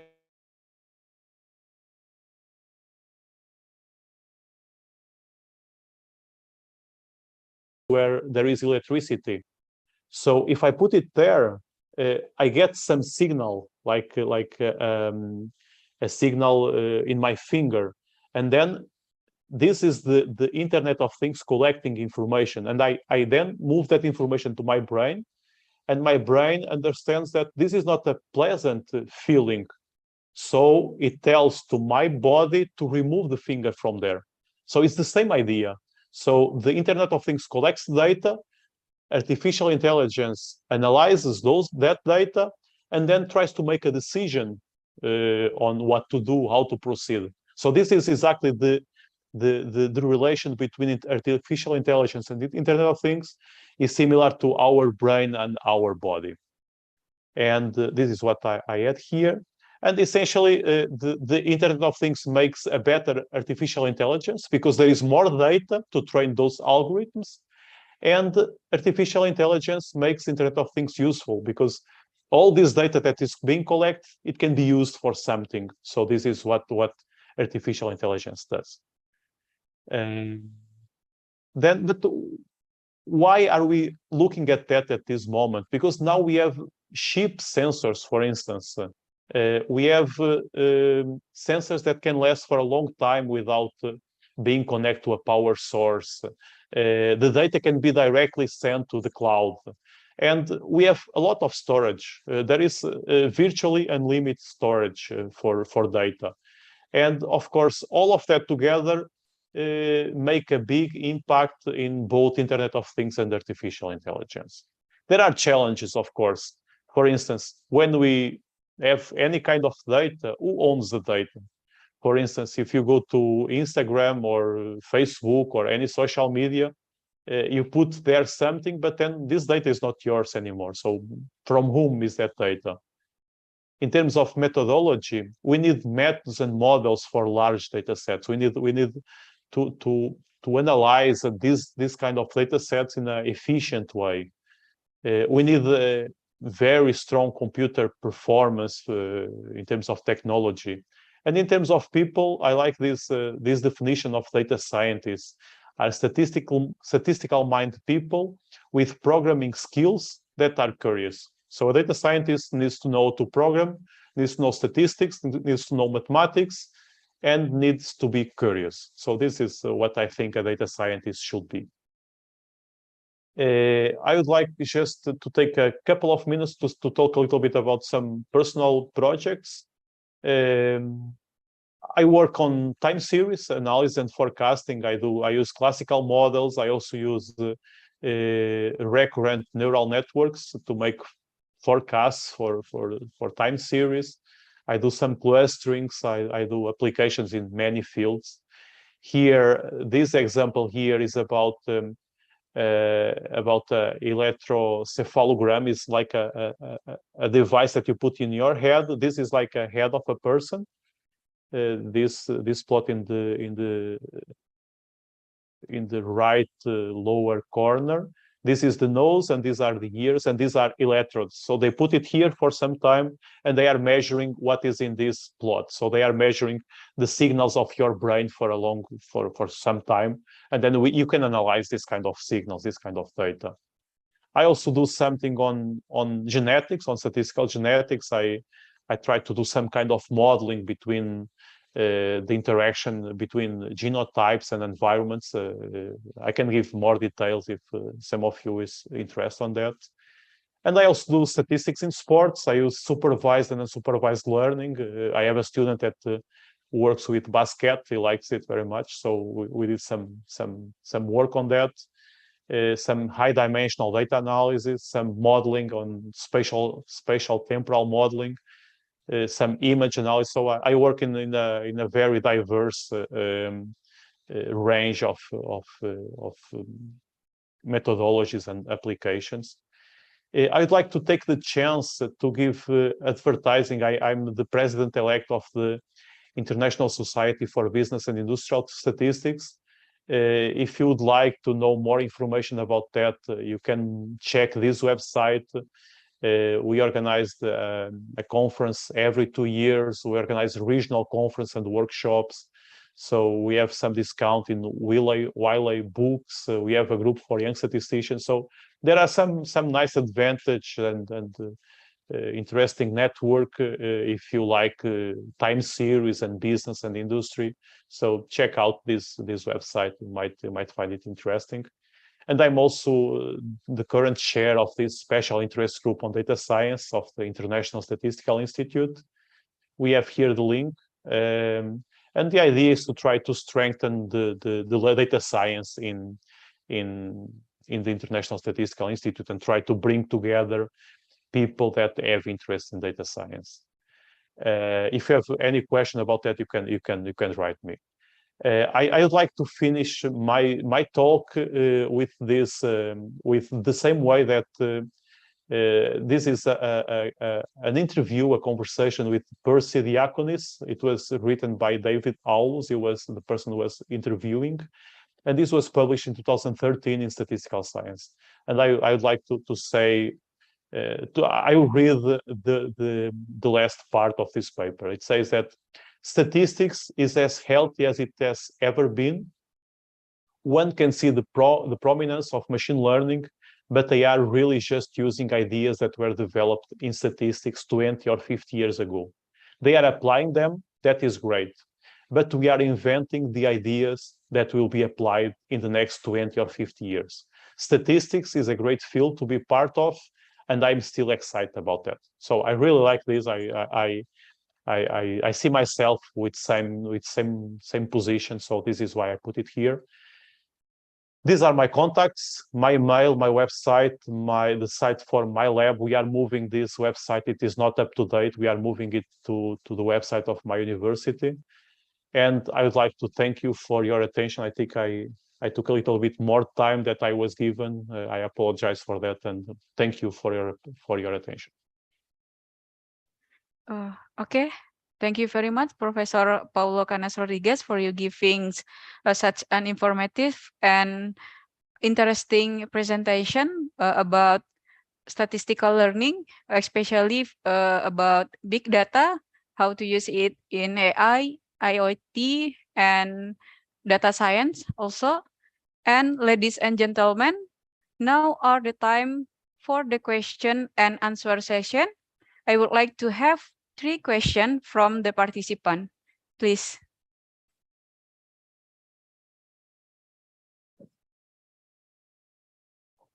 Okay. This time for question and answer session. I would like to participant give maybe question.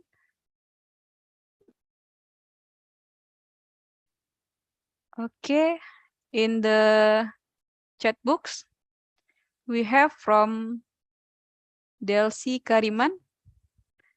I directly read it, Prof. Paulo. Okay. Can the data science department produce artificial intelligence engineers? Okay. Actually, I don't think there are many data science departments. There are some in some countries. I don't know how it is in Indonesia. In Brazil, we don't have department of data science yet. Usually, data science it is in the Department of Statistics or Department of Computer Science. I don't know how it is in Indonesia. I know that in the United States, they have some data science departments and research groups, so very large ones. But artificial intelligence engineers, Probably I could not exactly respond to that question, but I guess there is a big interception on that. So I would say that if you have a data science degree, you need to have a course on artificial intelligence. I don't know if you can call that artificial intelligence engineer, but for sure, if you have a kind of degree in data science, you need to have at least one course on artificial intelligence. But I don't know exactly the characteristics of artificial intelligence engineer. But for sure there is a big overlap with data science. Okay, thank you very much for your answer, Prof. Paulo. How about Bu Delsi Kariman? Is it answer your question? Okay, maybe there is two question again. Yeah. From the participant. I will read it one by one or just for two questions, Prof. Paulo? Maybe it's better one by one. Okay, one by one. I think it's easier for me. Oh yeah, okay. The second one from Yuni Wardana. The question is, how do we create big data from a reset object because we haven't been able to get the data we want? Thanks for the question, Yuni. I think it depends. Yes, I think it depends what you really want, because if you are going to collect the data yourself, if you are going to the field and collect the data, that takes a lot of energy for sure. But if you try to take something from the internet, some database or something, maybe it is easier, at least to start with. Because it depends which kind of data you want. Because if you want data from I don't know, from the environment, something about temperature, you can find that data online. It depends on the kind of data, I think. Okay, thank you. Maybe Yuni, I have maybe the same question from Yuni, Prof. Paulo. We know that the big data is the collect of structure on and unstructured data. And Yes. if my students want to analyze a big data, maybe she wants to know where the website that they can get the big data and she can analyze it and get the information from this big data. Yes, Maybe okay. It depends. So of course, you have, I don't know if you know a website called Kaggle.com. Okay. Kaggle is a website where they have competitions for data science and statistics and data analysis. So there you have a lot of data sets that are large. Some are larger, some are not so large, but they have plenty of data there. It's Kaggle.com. I think I can write. I think it's Kaggle.com. I think something like that. Yeah, okay. I can write it in the chat. Let me. Something like that. I don't know if it is well written, but if you search that in Google, you can find that. So you have plenty of data there. But of course, imagine that you want to analyze data on electricity, for instance. You need to go to some electricity company or national electricity, whatever, and try to get the data from there, for instance. So it depends on the field. So there is not a unique repository for data. You just need to try to get it from, depending on the field that you want to work on. But in this Kaggle.com, you have plenty of data sets in many fields. Okay, thank you, Prof. Hello. Oh yeah, I also use a Kaggle in do my research or data analytics, and I still confused that which one we can tell that this data from Kaggle is big or not. How can I I? see. Yeah. I understand. I understand. What is big data and what is Yeah. not big data? I think it depends. It depends because some people will tell you, okay, big data is something that I cannot analyze in my computer. I have to use some big computer to or big server to analyze it. But I think big data, it is a complex term to define. Because big data, it can be just different data. If you're analyzing text, imagine that you are analyzing millions of or hundreds of thousands of tweets or temperatures or whatever. This can be big data. It is because the definition is not clear what it means. So it is a difficult question because there is no specific decision. Okay, after this, bigger than this, it is big data. It does not exist. There is no threshold to tell, okay, this is big data, this is small data. It does not exist.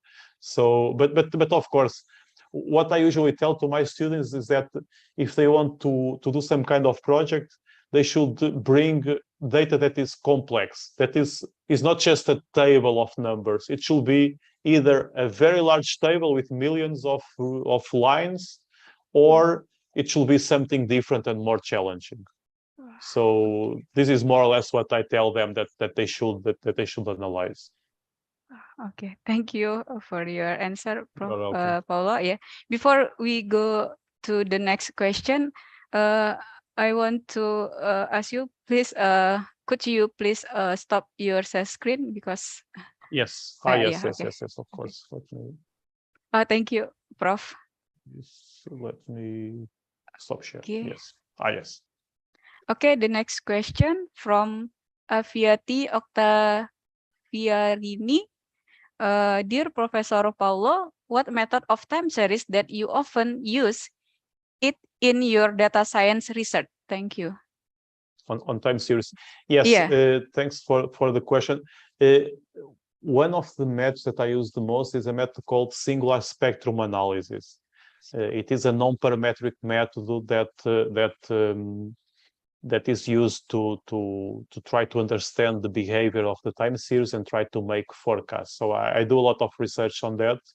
And with some students, I also use some neural networks. Like for time series, you need, because when you analyze time series, you have a time dependency because the observations are not independent. So what happens tomorrow depends on what happened today. Because if today I have 25 degrees Celsius, probably tomorrow I'm not going to have 10 or 50. So I will have something similar because there is a continuity in time. So the data is not independent. So this is why when we use neural networks, we need to use recurrent neural networks, which are neural networks that try to take the time dependency. So these neural networks are used for time series, but also for language processing, because when we talk, there is an important order in the words. If we mix up all the words, there is no sense. So we need to keep the order. It's similar with time. So there are some neural networks. One of the most used in time series is one called long short-term memory.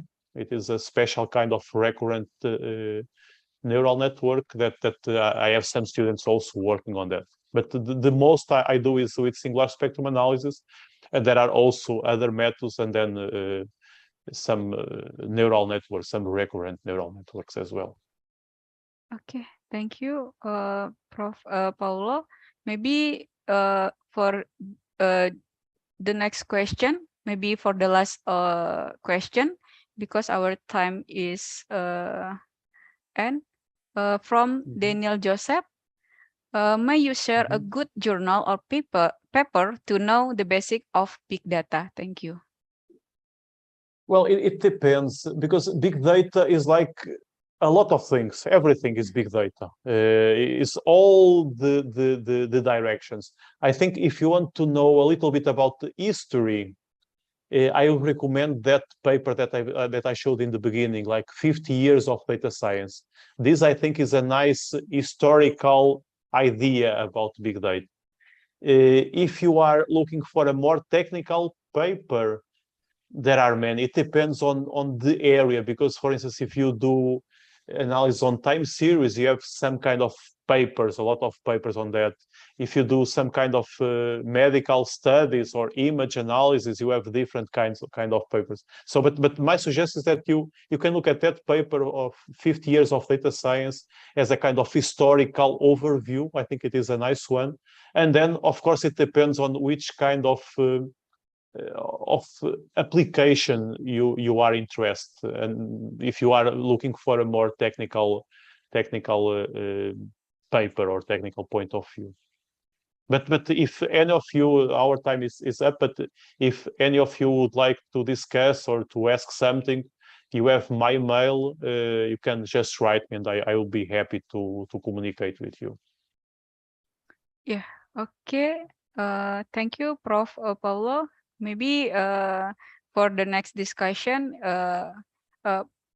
Mr. Daniel can email you. Okay. Sure. Okay, because sure. yeah. Okay. Because the time is up, I close this section. We have finally reached the conclusion. Before I conclude this panel, I would like to draw a conclusion from this presentation about the statistical learning, transforming data into information. We know that data is the new oil.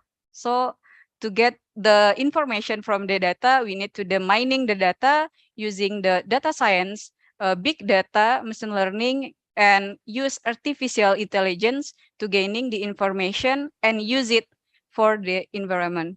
Maybe this is for me.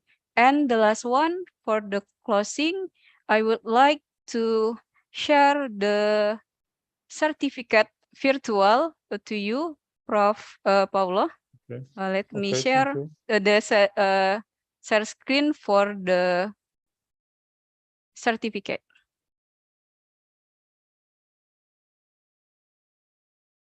Okay. This is the certificate, the ceremony for the certificate. Maybe the documentation. Thank you very much. Yeah, I will share, send it to you. Thank you. Send it by email. Yeah. I would like to thank again the invitation. It was really a pleasure to talk to you today.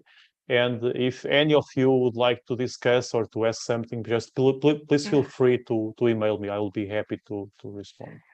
Yeah, thank you, Prof. Paulo. I will email you later. Okay, documentation, is it? It's that?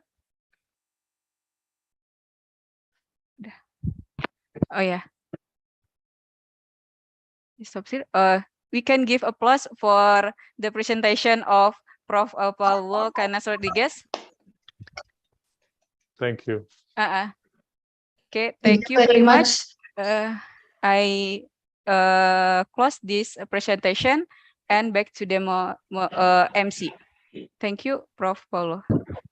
Thank you. Thank you very much, Prof. Paulo. All right. Thank you very much for Professor Paulo Canas Rodriguez from Brazil. And also thank you for Miss Dina Agustina, who led the discussion for the first section. Ladies and gentlemen, Bapak Ibu yang berbahagia, we will continue to the next session. Namun sebelum itu, saya ingin menyampaikan kepada Bapak Ibu untuk open kamera ya, terutama pada sesi diskusi. Hopefully you can open your camera on the discussion session so that the discussion will be interactive, two-way discussion between the participants and also the keynote speaker. Thank you. Well, the next session is a plenary session with Dr. John Willison from the University of Adelaide, Australia. This section will be led by our moderator, and the moderator is Miss Sinta Sari, SPD MED. To Miss Sinta, time is yours. All right, thank you, Mr. Ronald. I appreciate it, and thank you very much, everyone. I want just to check, John Wilson, are you already here? Yes, I am here, Shinta. All right, Good to see you. Again. Okay, good morning, ladies and gentlemen. Welcome to the second session of the keynote speaker of the ICM2E 2022.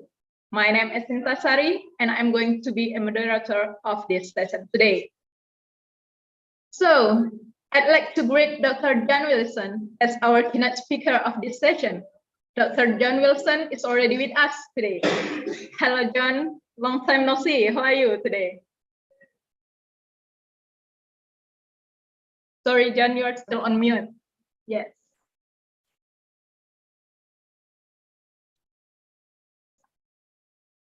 No. Okay, can you hear me now? Yes, clearly. Thank you.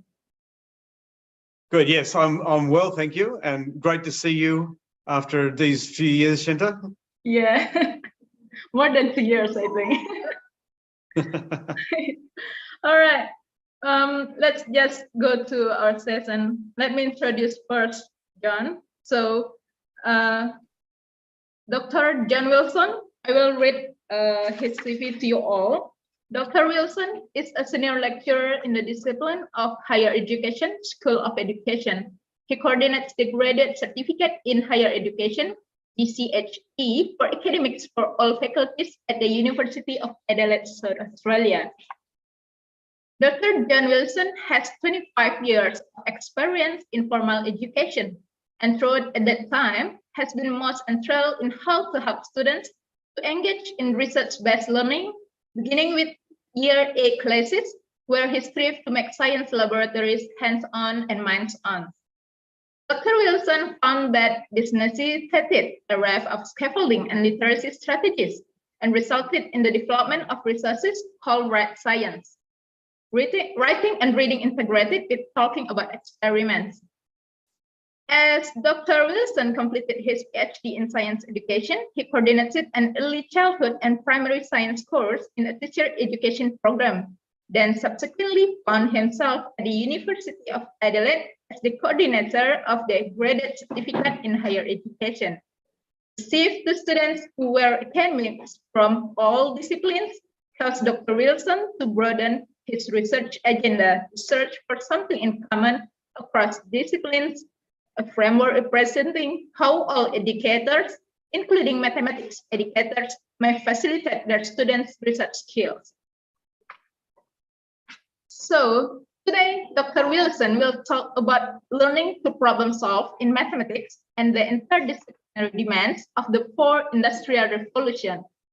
Am I correct, Dr. Wilson? Yes, exactly, Shinta.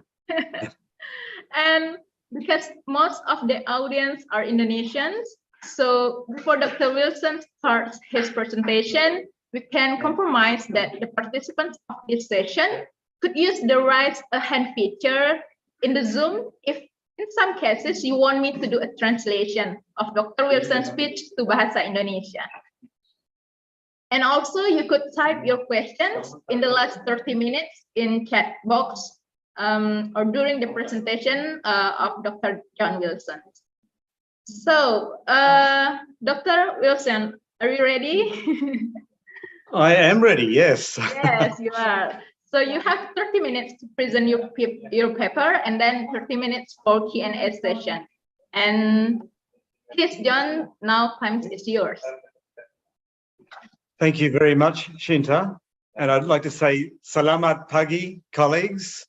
And I'd like to thank you very much for this very welcome introduction and the pleasure and honor it is to present at the conference of mathematics and mathematics educators, the 6th conference. So I'm very pleased and excited to be here. And I'd like to acknowledge the rector and vice rector, the deans, and all of the fantastic mathematics education and mathematics colleagues here. What I'll do is I'll go to sharing my screen, so then I can start to bring up my PowerPoint.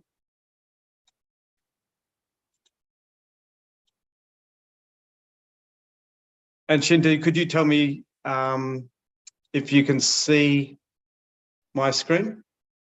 Yes, clearly. Good. And I'll put it into PowerPoint presentation mode. All Beautiful. So I'm very excited to be able to be with the colleagues of Universitas Negeri Padang and all the other colleagues who've come to this conference. I haven't, unfortunately, been to this university. The closest I've been, I have been to Sumatra, and I've been to Jambi University, and I've been to Suria Kuala up in Banda Aceh. Unfortunately, I didn't make it to your university yet, but I think it would be a wonderful place to visit at some time, as Paulo indicated as well. So Someday. learning, yes. So we're thinking about learning to problem solve in mathematics and the interdisciplinary demands of the fourth industrial revolution. You'll see that my email address is on the slides, and I'll be emailing this PowerPoint presentation to you, Shinta, and you can make it available to anyone who would like it. So what we'll cover in the next half an hour is we're going to highlight the differences between problem solving across science, technology, engineering, and maths. And I'm sure you're quite familiar with the acronym of STEM for those. We're going to use an example from the fourth industrial revolution, and I'm shortening that to 4IR, but the example is going to be from the Indonesian context to look at what that means and the complexities of problem solving because of the fourth industrial revolution. I'll introduce a problem solving framework from engineering education. And then together, we'll consider the framework's modifications and uses in mathematical problem solving. And then followed by that, we'll have the Q&A session. And as Shinta said, it's a great idea to put into text chat any questions as they occur to you, and then we can have them at the end. So not only are we thinking about student problem solving, but because in this particular keynote is the focus is on mathematics education. And in mathematics education, maths anxiety is an element that comes up in primary school, secondary school, undergraduate education, and master's education. Hopefully not so much at PhD, but mathematics anxiety at master's level, for example, is, and in the context of problem solving, will come up in business contexts. So students doing an MBA, Masters in Business Administration, or a Masters in Economics. So there's many places where in problem solving, anxiety comes up for mathematics.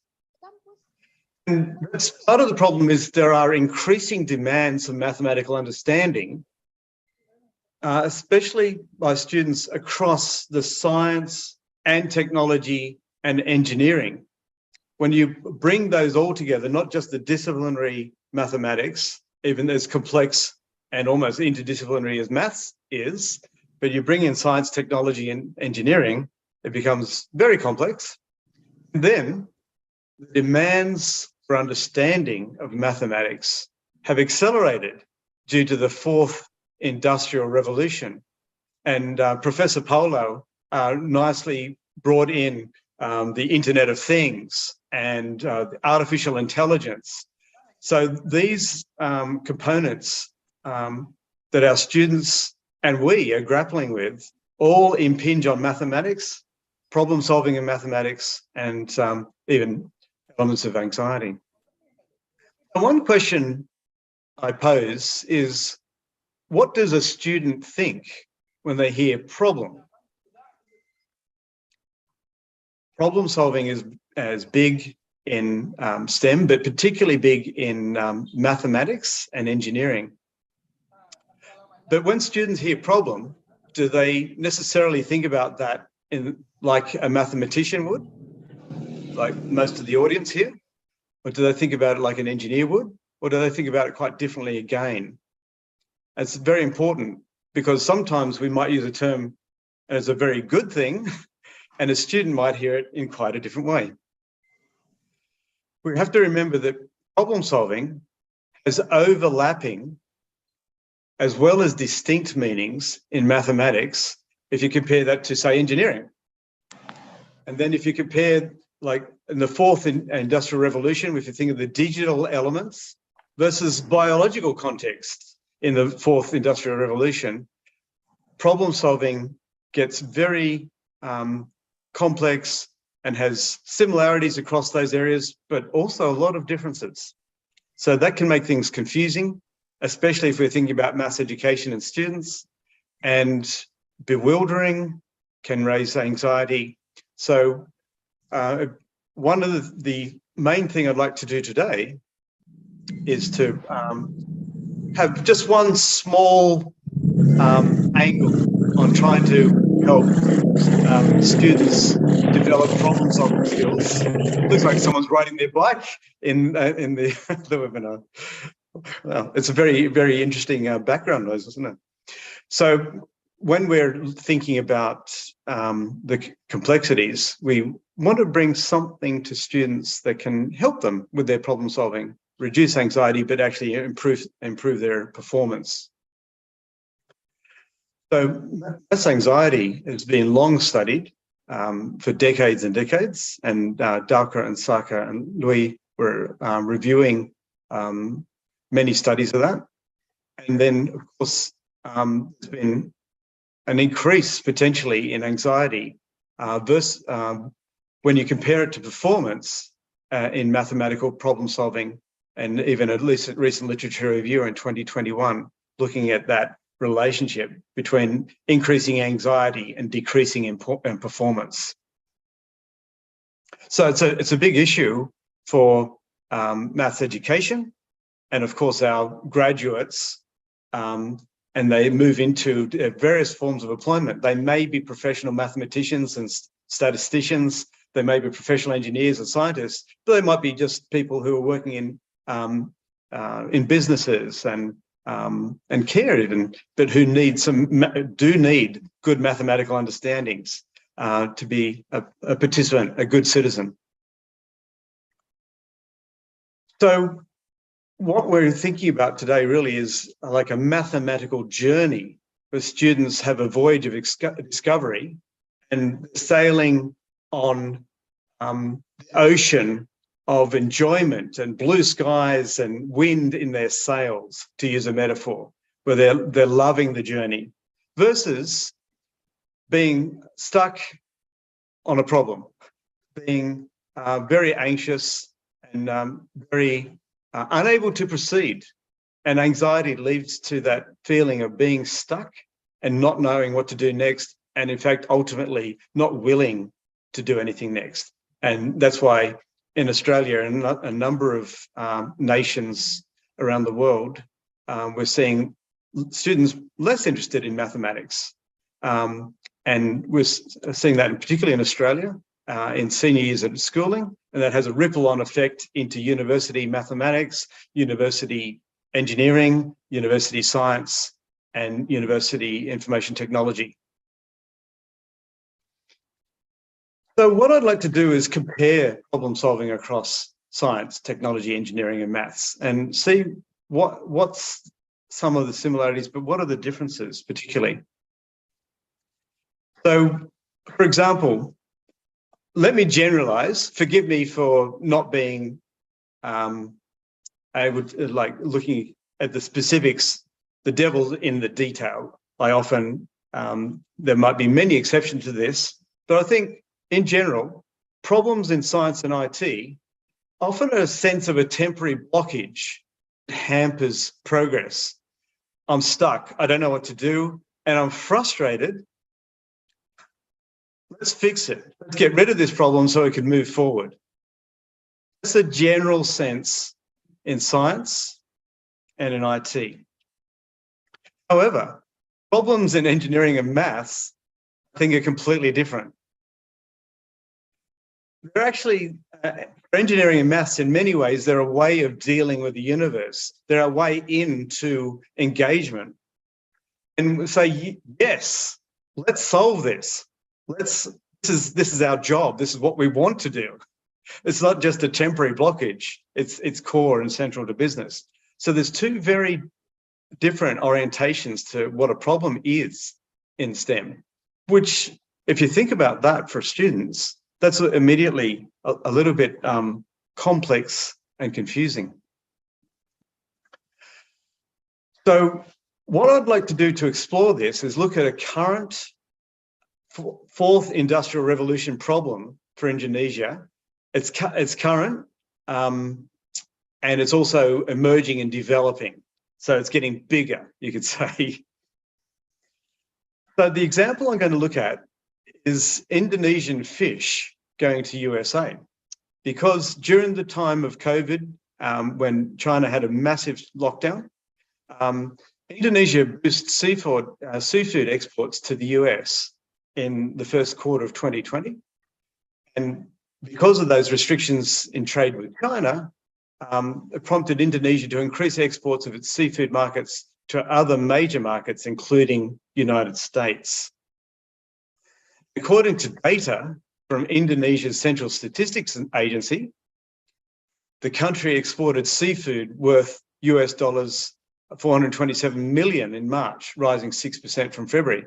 And when there's questions about data and availability of data, and Paolo was answering that from a number of different perspectives. But of course, there's really interesting different types of data that are available in, like, for example, your Central Statistics Agency, that may be part of the answer to that question. But here, what the important thing is that suddenly Indonesia's got to have a big increase in getting fish to USA. It's a long way, and fish go bad. So you have to do a lot of work to prepare your fish, to make sure there's no bacteria, to freeze them well, and to keep them frozen. So a lot of issues. So because we're thinking of the theme of the fourth industrial revolution, we have to bring in the fact that there's coming online autonomous shipping. So we're starting to get used to hearing about autonomous vehicles that can steer themselves, vehicles that don't need a human driver, but can navigate with other cars using a whole range of information technologies to detect where other cars are, where lanes are, geopositional satellites, satellite navigation, mobile tower networks. There's so much data for an autonomous vehicle on a road. And this is obviously emerging and just being piloted in a number of nations around the world at different scales. But what we'll also see is this coming into shipping, and that ships will be increasingly driving themselves. And so we'll be seeing Indonesian fish being piloted from Indonesia to Los Angeles by artificial intelligence or devices, or machine learning devices, as Paolo was talking about. So this is complex already, because if you think about all the different components of this, you're wanting the best route, because time is critical. Even though you've got frozen fish, the longer you're at sea, the more risk there is of a refrigerator or a freezer breakdown. And so you want to decrease the risks. Plus also time's important, because you still have maybe some employees who are maybe a minimal crew, but paying for that crew. You're also got increased risk of piracy if you take longer.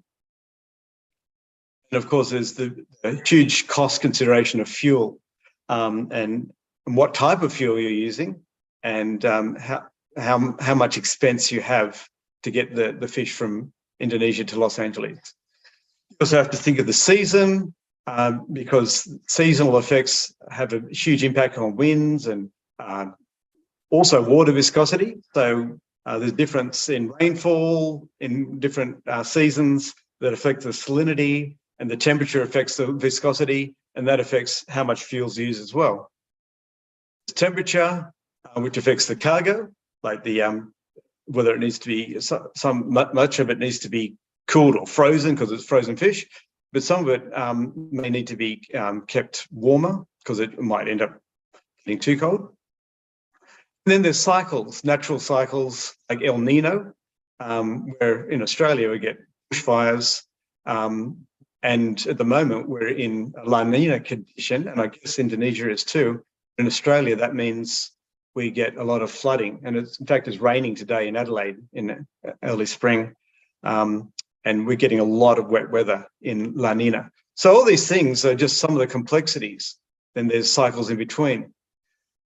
So mathematical modelling has to account for all these physical elements like the winds and the tides and the water viscosity and all those types of elements. Solar input, if you're using solar cells to top up solar batteries because you're using a electric powered system, then the amount of cloud cover is going to be important too. So many physical elements must be modeled for mathematically.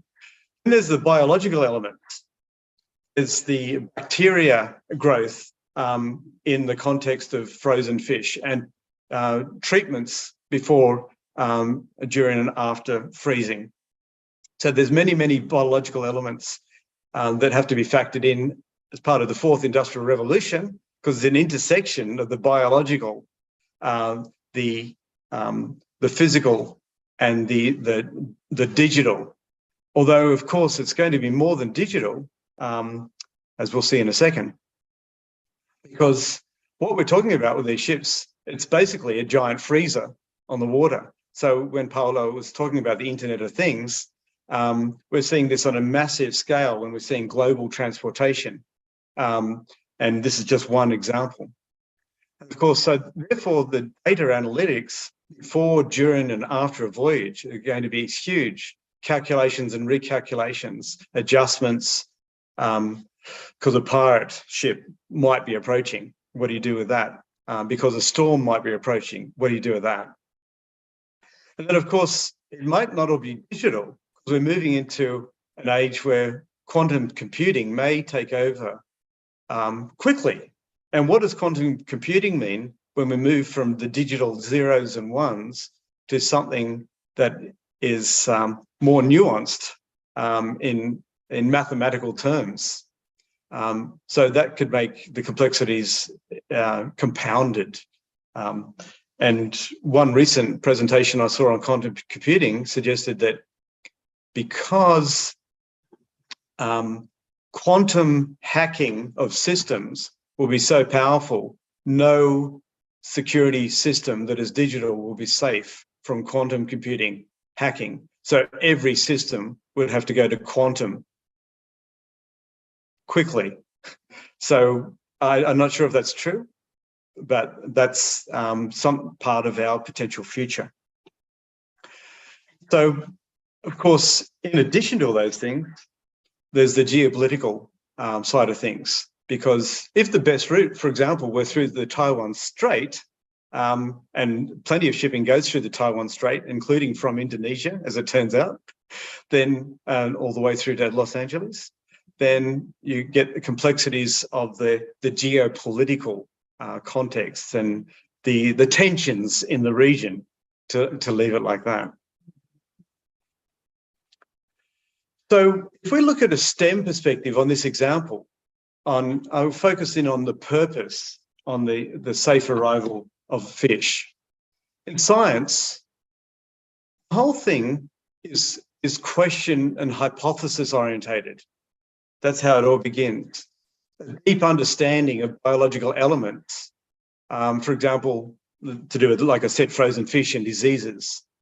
A deep understanding of the physical environment. So with the fish, there might be question like, what is the rate of growth of E. coli in recently caught fish? Or what is the effect of on water viscosity of La Nina? So questions and hypotheses. Now, problem solving, as I said before, means you might have an experiment, but you've got a problem with it. So you need to problem solve just to get rid of that problem so you can get on with the experiment. Information technology, more driven by a project aim or a goal orientation.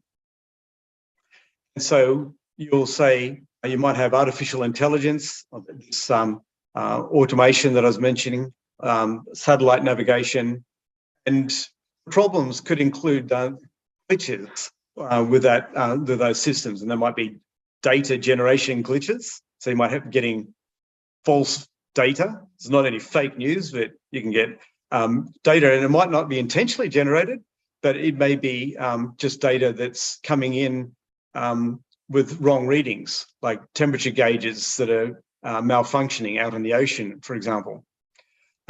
So again, you're more likely to want to solve those problems so you can get on with your aim, your project aim, to complete the project. For engineering, and we'll focus on maritime engineering, the problem definition and the problem specification drives the mission. We've got to get the fish from A, Indonesia, B, to America or Los Angeles. That's our, and we're going to define the problem of how to safely transport fish from A to B. And there's going to be specifications. For example, it might be, there must be a minimum of 100 tons of fish to make it viable. There's going to be a certain cost specifications. There's going to be certain maximum temperature. The fish never goes above -5 degrees Celsius, for example. So the maritime engineers have to think of ship design to cope with those, the problem definition and specifications. Of course, being engineers, they might decide to fly because they might say, well, it's actually better, more financially viable and safer. We build giant aircraft, and but let's stick to the ships. Then, of course, other renewable energy suppliers that they can harvest along the way or before, during, and after. Will they use hydrogen, green hydrogen, fuel cells, and that might be harvested using solar or wind power or tidal power to generate hydrogen for fuel cells in the boats. So there's all sorts of engineering issues, and then things around the ocean routes as well. Then mathematics, because you're a strong mathematical audience, and my background is science, as Shinta was clearly indicating, I'm really interested in your perspectives on this. And so I'm not going to try to actually give mathematical answers. I really want to pose some mathematical questions and find out a few things from you as an audience in a few minutes. So this is what we're going to do. So we'll leave that as a question, an open question. We'll dig answers for. So I'll need this insights from you in a little while. So the insights I'm going to share for the moment are from engineering. One thing that I didn't have in my bio is that I've done a lot of collaborations with engineers. And Shinta, I saw a hand up. I wasn't sure if someone wanted a bit of a translation, but it's gone down again. I've done a lot of collaboration with engineers in particular. Obviously, their mathematical use is rich. But I'll just show the insights we got from that and then relate it to mathematics.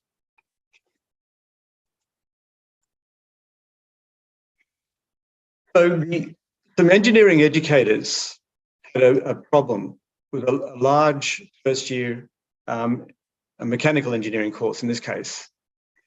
And the course focused on engineering communication, specifically oral communication So you're talking to an employer or a colleague or a client, written communication in all forms of text, and graphic communication because they're engineers and using all sorts of designs.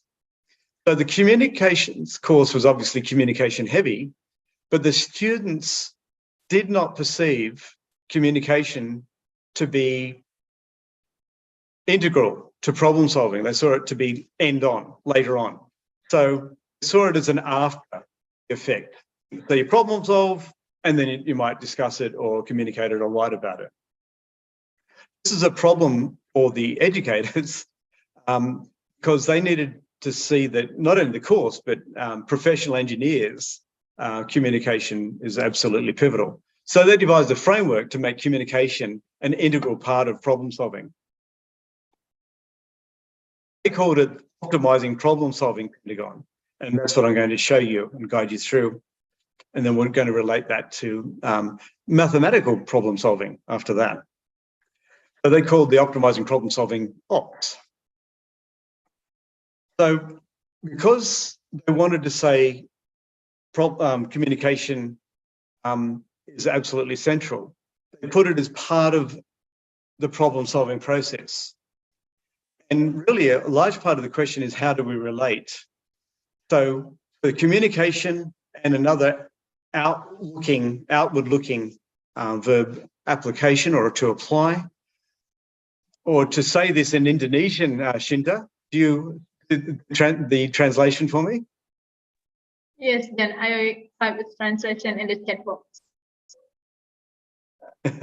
Oh, okay. Can you say it for me? Sorry? Can you say the Indonesian? Because I'll pronounce it badly. Oh yeah. On the slide? Mengkomunikasi dan mengaplikasi. Yes. Communicate and apply. Yes. Or communicating and applying, I think. Yes. It's a, yeah.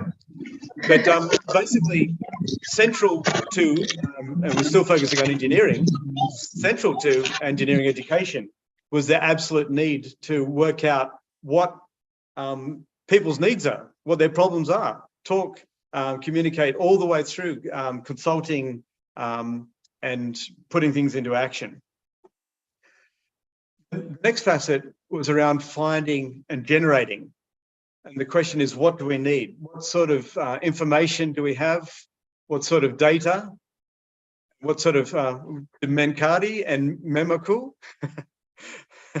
How was that, Shinta? Cari dan membangun. Okay, better translation. Thank you. But we need to often generate data. Now, Paolo was talking about data scientists a lot and statisticians and using existing data. But of course, in engineering, they're going to be frequently creating data from scratch, testing, doing testing different products and pilots and models and seeing how effective they are. To evaluate information and data and reflect on their process and asking the question, what should we trust? And that evaluation and reflection, you go, Shinta? Yes, that's true. Mengevaluasi dan merefleksi. Great translation, John. So that evaluation and reflection is absolutely central to work out quality of data, as well as the sense of how effectively am I engaging in their case, an engineering process. We've got to organise that in ways that are relevant for the context, and often discipline appropriate ways, but more likely context appropriate ways, and then manage things. How do we arrange all this information, data, teams, equipment? And how do we say that, Inta? It's mengatur dan menata. I'll have to learn better how to pronounce them, won't I? Yeah. Mengatur and menata, and very central to the whole process for the engineers of being able to problem solve with effective organisation and management strategies. Then a huge one, analysis and synthesis, with the central thing, what does this all mean? And looking for themes Or in this case, the pattern, the themes, and particularly in the context of engineering and mathematics, the trends, the statistical trends. But really, as Professor Paolo nicely said, not just data, but it's all about that analysis and that rich analysis, making sense of what's going on. And of course, the synthesis of putting it all together so it has meaning. When I say analysis and synthesis? Yeah, that's true. Analysis and synthesis. Beautiful. And this is huge because this is where all the deep, rich meaning comes out. Then finally, you'll see in Pentagon that was designed by engineers for this problem-solving issue, the centerpiece was to define and specify the problem. So it's all about purpose. What are we actually trying to achieve? And we want to know what the problem is. We want to get this fish from A to B. We want to make sure that they're safe, and the people in US will actually buy them and keep buying them because they're always safe and they're always fresh, and specifying the problem.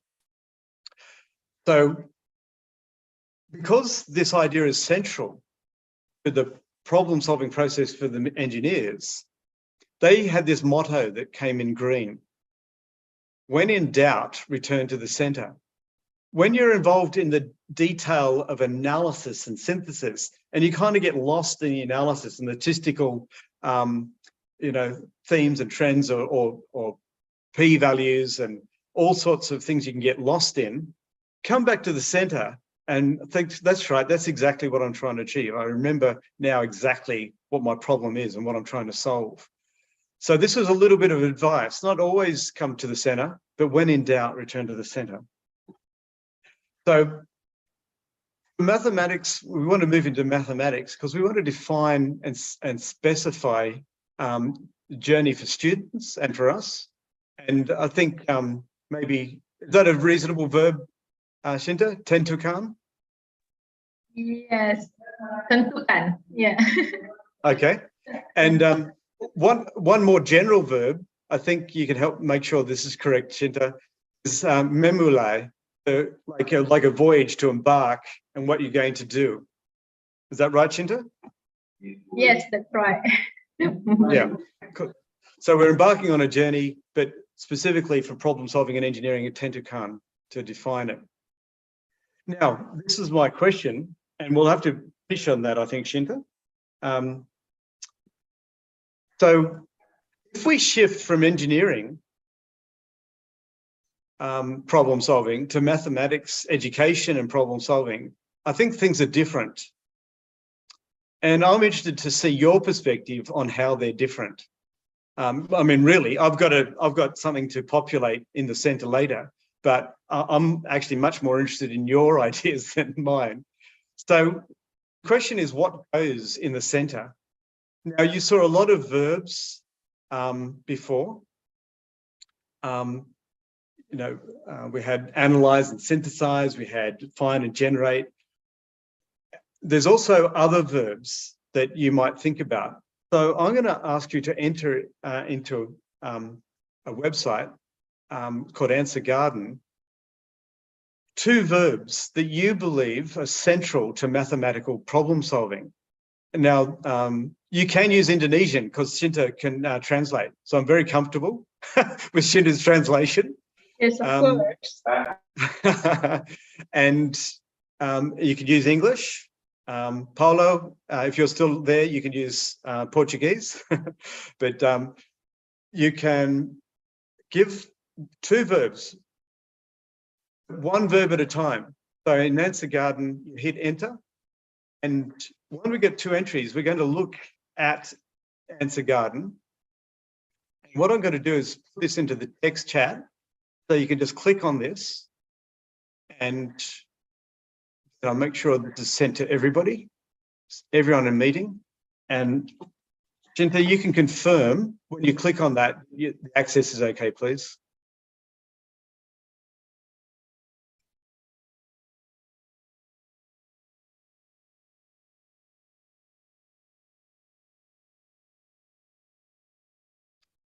Is the website coming up okay?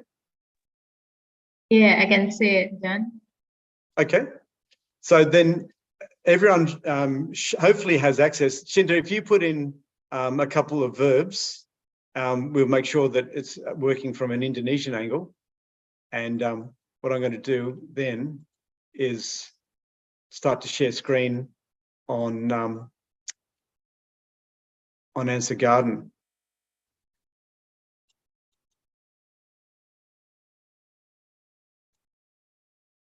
Okay, so I'm going to go to Answer Garden. So I'm going to give everyone 1 minute just to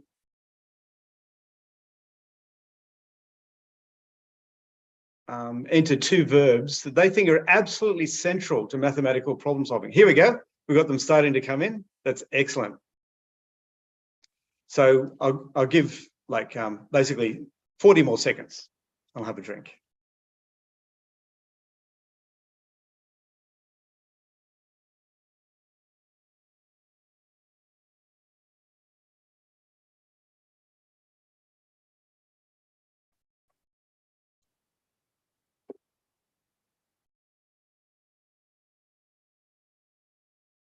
And don't be afraid to give your own thoughts, because it would be really interesting to have, you know, talk about big data, but another term for that with humans is hive mind, like beehive. And you kind of get thinking from many people. We've got 151 participants in this session. So it'd be great to see 300 verbs. So let's see how we're going now. I'll refresh the screen. Oh, here we go. Wow, we're getting the bigger ones are 2 people saying them at the moment. So we should surely get, so far we've only got about 26, I'd say, so 13 people might have contributed. So we definitely need 120 more people. So I'll give you another 20 seconds and I'll refresh once more. Oh, wow. So we got, good, that's coming out nicely. Shinta, did you enter your 2 verbs? Yeah. Good. Okay, so now I'm just going to refresh one last time. Great. Okay, so what we've got is some really beautiful articulations. We've got thinking, and I'm going to come back to that one. Learning, definitely. Beautiful, actually. Interpreting result. Okay, Shinta, some help with translations? It means translation. Oh, yeah. Yeah. Oh, really? Yeah. Yeah, Perfect. translating. Okay, that's cool. Yeah, I appreciate that one. Modeling situations. Yeah. Formula, analyze, reasoning, build, finding solution, model, factor. Oh, here's another one for you, Shinta. It's calculating. What is it? Calculating. Calculating. Yep. Yes. Beautiful. Rethink. Think again. Embark. Data mining. Show. Strategy to solve. Yep. Best solution. Beautiful. And then math modeling. Yep. And then some of the bigger ones, they've got 2 people. We've got calculate. Again, we had that in Indonesian. Identify. Yep. Evaluate as central. Analyze by 3 people. Solve by 2, just solve, and define, being like clear about what it is you're engaging in, a bit like the what I was saying about the engineering. So that's really insightful. Thank you very much. I think it's really interesting to see that range in the audience with a maths and maths education specific or orientated audience. So that's really, really cool. I'm going to go back to my PowerPoint and I'll finish up, Shinta, so we've got a few minutes. So we've already seen the answer garden. So drawing on what some people were saying there, I think it's a really good question. When we get into the Q&A center, I think people might want to pursue that idea of what different people are saying. But I'm going to show you one idea that might be helpful for the discussion. So I think in maths, the defining and specifying the problem, as there's a number of the answers there said, are absolutely integral to problem solving, but they're not necessarily the central thing. Not necessarily. They may be at times, but not always. That whole sense of what is our purpose and being very clear, there may be a different center, like in maths education in particular, rather than mathematics generally. So I'd suggest one possibility that a few people actually indicated. In fact, I just wonder if I can quickly go back. Yeah. It was these ones here, the solve ones, that I was really interested in, because in mathematics, education, maybe more in schooling than in high schools and primary schools, but solve is the big verb. It's the one that I hear so often. And it's all about, there is a problem and solve it in education. Now, I'm not talking about mathematics more broadly, I'm talking about mathematics education, but solve the problem. And that requires a really massive load of analytical skills and synthesizing skills to do that. And I think this is so central to maths. Often, their motto is completely different from the engineering one.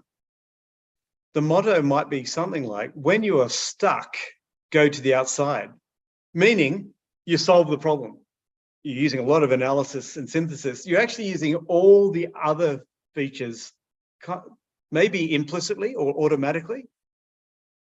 And it's only when you're stuck, you think, hang on, what do I need to find? Do I need to find a different formula than the formula I'm using to try to crack this? Or do I need to actually evaluate the data because maybe the data is actually kind of erroneous? Or do I need to arrange these things, organize it in a different way to help me solve it? Or do I need to come back to the problem and check what the problem is and redefine it to solve it? Or do I need to talk with people, a student next to me or the teacher or a data scientist, in the application and communication? But here it's solve. And then when you're stuck, go to one of the other components where you might need help. So I might actually leave that on screen, Shinta, and think that might be a point of provocation for the audience. And they might not only ask questions, that they're welcome to do that, but they might actually also want to make commentary about this and say what they think might be a more maths education orientation, because I'm very open to that. So I'll stop there and leave this as the point for conversation and any other component of the presentation. Thank you very much. All right, thank you so much, John. Now we open the Q&A session for maybe 5 or 10 minutes. So please, if you have any questions.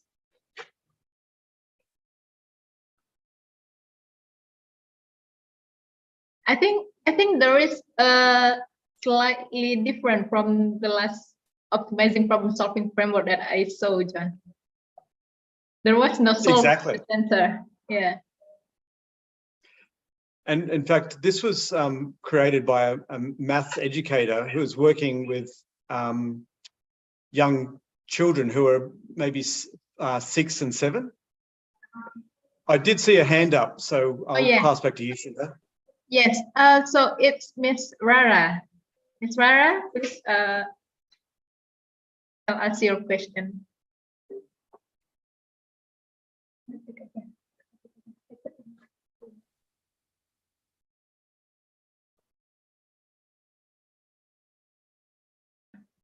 Hello, Miss Rara. Thank you, Ms. Inta. Do you think that the problem solving will still be an anxiety for students in mathematics in the next 5 to 10 years? Thank you. Thanks for the question. Yes, I think that problem solving in particular will be like maybe a hallmark of mathematics education. I say that almost as a science educator because the complexities that were both Paolo discussing and I was discussing in terms of the fourth industrial revolution just require not only mathematical manipulations, but that deep analytical thinking and that deep engagement with problem solving. Now, at times they may be other people's problems, but we need to have a capacity to solve them. So in education, in mathematics, say in high schools, students are given problems quite commonly, and then told to solve them. Now they're given practice, they're given quite directed problems and problem solving steps for a while to scaffold their learning, and then eventually left to solve more problems under their own power. However, that's only one form of problem solving in mathematics, and frequently a big part is always going to be, even in this pentagon here, defining and specifying the problem. Even though the centerpiece might be solving, we definitely need mathematical thinkers, those who are mathematically educated, who are able to engage in the problem-solving process, because we are facing such a complexity of confounding elements that come together. I mentioned some geopolitical elements earlier on, and of course, climate change and environmental elements, environmental degradation. There's so many issues that mathematicians need to help with, but even more, that all of our citizens, both in Indonesia, Australia, Brazil, we need citizens who are more mathematically adept than they currently are. So we need to see mathematics anxiety decreasing, and that mathematics as a journey, problem solving in mathematics as a positive journey increasing. So I suppose this conversation is just to say, well, are there ways we can acknowledge that there's actually quite big differences in STEM and in the fourth industrial revolution in the orientations to problem solving, but there's also some really good, useful things together. So my summary is 100% we'll need mathematical problem solvers and a problem solving citizenry into the future. All right, thank you so much, John. So how about some Ms. Rara? You get the idea? All right, thank you. So is there any question? All right, Mr. Fred Gotasman, time is yours. Thank you, Ms. Sinta. Thank you very much, John, for a very nice presentation. I have 3 questions actually. Okay. So my first question is, what are the indicators that students have a good problem-solving skills? So this is the first one, and then the second one, the problems for the teachers, is the design mathematical problems which is enhance students problem-solving skill ability. So could you give us the way how to design mathematical problems which that enhance students' problem-solving ability. So that's the second one. And the third one, could you please give us tips, to characterize problem? So this is a type of problem-solving problems, or this is the characteristics. So that's all my questions. Thank you very much, John. Great, thank you so much. Some fantastic questions. So the first question was, what are the indicators that students have good problem-solving skills? So a negative indicator is anxiety. So students stressed, putting the head down, anxious when they talked about maths or maths problems. So that's clear negative. So we're looking for not that. Now, when we look at the positive side, actually, as educators, we're looking for students to be, Paulo said this about data analysts. One of the things he said about them was they were curious. And I'd like to amplify that and say also for our students that an indicator that they've got good skills is that when given a problem, they're curious about it, and they're more likely to be curious and want to engage with it because they have a skill set that matches, or they feel they have the confidence. So there's a lot of elements to do with confidence in mathematics education in particular. And I think it's because maths is a different language. We grow up counting satu, dua, tiga, empat, lima. Is that right, Shinta? Yes, that's correct. Okay. You know, we grow up counting in our different mother tongues. So maths is not a foreign language necessarily, but then there's funny things happen. As we start to read, then there's different things called numbers, and they have different, they have names, like the satu, dua, tiga have names connected to those numbers. And over time, things become more and more abstract, and maths turns from being something that's part of your mother tongue to being a whole different language, and something that's so abstract and different.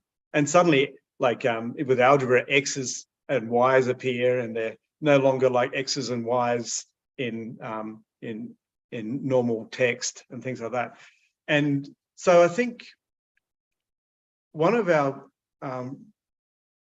indicators of students' good problem-solving skills is that they have that willingness to try. And if they have an unwillingness, it's a good chance because they don't have the skill set that they need. So I might connect this to the second question, because this will help unpack that. You said there's problems for teachers that, what about the math problems that enhance students' ability to problem solve? How do you decide problem solving type questions that will enhance that ability? So great question. Now, one of the issues there is to do with context. Now, there's a lot in both mathematics education literature and science education literature about word-orientated problems, or problems like I gave you a word-orientated problem about exporting fish from Indonesia to USA. It was, you know, there was a few little statistics in there, but it was mainly the words. But there's a whole range of maths that could be pulled out of that. And for a long time, there's been massive debate about, do students engage with maths better when it's contextual? And of course, some have argued that yes, that if the students have a story, like Shinta goes to the shop and wants to buy, 10 bottles of soft drink for her friends, that sort of context setting in schooling, then some have argued that when it leads to the mathematical problem, having it in the context makes mathematics easier. Of course, other people who've researched in that area have argued the opposite, that it actually makes, to convert a word-orientated problem like that one into the mathematics is actually kind of the hardest step. So that leaves us with a big dilemma, because some students connect better to the description in the mother tongue and then converting it from context into mathematical equations, and more of a mathematical type problem. Some students love that, but some students would love that, but they have trouble converting it into the math problem, and some just don't like that at all, because they're actually quite engaging well with the mathematical symbols and numerals. But if it's the context actually creates so many obfuscations, they can't see the maths easily, even though they can actually do the maths. So that means how to decide, to answer the question, how to decide the best problem-solving strategies. You're probably going to look at diversification or differentiation, thinking that some students will need problems that are of one type, more description orientated, and other students might be better off with more mathematical numeral orientated problems. And of course, both sides need to learn about the other side, but it may be a question, one issue could be, do you start with students' strong area and then slowly over time build up the weaker area? So how you're managing that, that's just one issue of many about how to decide your best problem-solving strategy. So much of maths depends on the individual student and on the class of students and the year level of students and their range of capabilities. So we've got to always remember that in any class, primary, secondary, undergraduate, and masters, there's going to be a range of mathematical abilities and a range of mathematical anxieties associated with that. And mathematical joy, because we've got to remember the people who are really excited about the maths, and we want to lift everyone in that level of enjoyment and curiosity, the journey. So to get onto the third question, tips to characterize problems, I think let's start kind of keep it simple for today. I think if you just characterize problems as being context rich versus mathematics orientated or mathematics rich, so mathematical numeral rich, that kind of characterization is not at all simple, because if it's primarily description, Shinta goes down to the shop, versus because she's buying 10 Coke bottles, 10 soft drink things, like soft drinks equals X, and just giving the mathematical equations or numerals and algebra side of along that, there's a whole continuum from increasingly mathematical. So it's not just a one or the other, there's actually a range. So starting to characterize problems and saying, well, I'm going to have context-rich problems, and over time, I'm going to give problems that are increasingly strip context and make it more mathematically orientated only. Or you might start the opposite. You might say, well, I'm going to, I think the students are actually, their actual mathematical equations and manipulations are quite strong. I'm going to make it increasingly context-rich, so they have to pull out the mathematics and write down the mathematics of it. So you could go either way. But so just that one simple characterization from context-rich to mathematics-rich is possibly just one really helpful way to characterize problems in mathematics. So I'll stop there. Thank you very much. Pleasure. Thanks for the questions.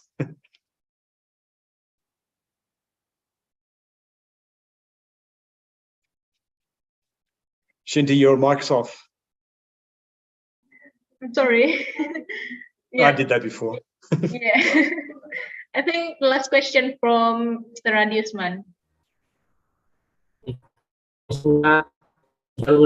I'm sorry, my camera was broken. Okay.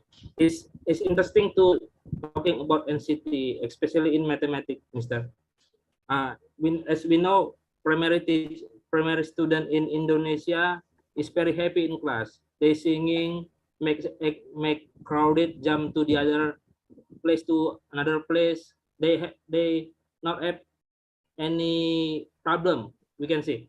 Now I want to ask you, Mr. Wilson, how we can see their have NCT, especially in mathematics, because we see a student in Indonesia is very happy they singing in class every day, Mr. Thank you. Yeah, great issue. I'll just give you an idea or a strategy. Mathematics can be extremely dry and boring for any year level. It could be full of rote, and students can very quickly, at a very young age, turn off mathematics. But as you said, I liked what you're saying about the fact that the primary students are often crowded together, but they're singing. And one strategy is definitely using, in primary context, kind of singing approach to learning numbers and problem solving. So the framework that I showed you from engineering, I saw an early childhood teacher who actually converted that framework into, she, instead of calling it problem solving, she called it researching. That was just her term. And she made a song called Research Mountain that the students learned and sang. So they sang through those 6 different parts of the Pentagon. And so they actually moved from one part of the room to represent one part of that diagram. They moved from different parts of the room, and they also did their body actions. So that was in a very young primary context to keep people, the students, really actively engaged. I actually have seen in the mathematics context specifically, quite a young student, year 2 and year 3, use a version that's based on a nursery rhyme, and it actually goes 1, 2, what do I do? 3, 4, find and explore. 5, 6, find the bits. 7, 8, evaluate. 9, 10, see the trend. And 11, 12, dig and delve, or tell and delve. And it was a familiar nursery rhyme to the students in Australia. And it kind of had a counting rhythm and a number orientation. So there are, really nice strategies to keep the positivity going in primary school, and to ease students towards more strict mathematical definitions, but when they're more ready and more willing. So think by the time students finish primary school in Australia, many have already turned off mathematics. They've certainly, many have already turned off science, although more have turned off mathematics. And so the kind of strategies where we have primary orientated ways of doing things, I had to think about, if your question is what happens into secondary school where there's less of that scope for doing that sort of thing, then we need to also be thinking about what the students don't want to sit there singing and packed together. They want to be doing things that teenagers do. We have to think about how to adapt to that context and make sure that, for example, the social context of the questions is more akin to things we're seeing. So, for example, when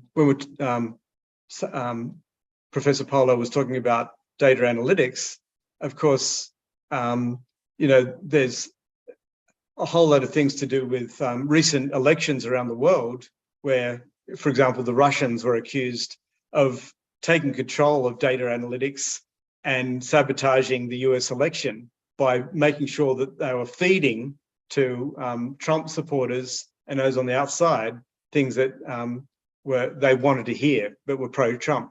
Same thing happened in UK elections.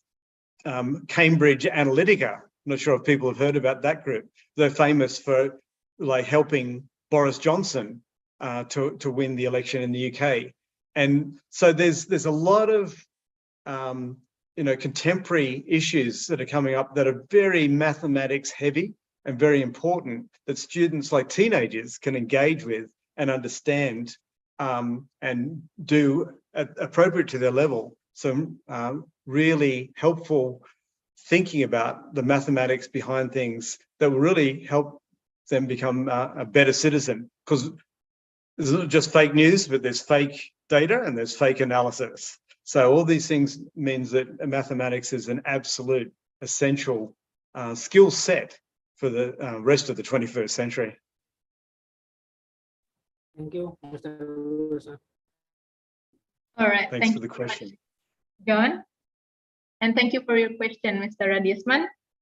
I really like the term because mathematics is different language from you, John. that's very artistic sentence.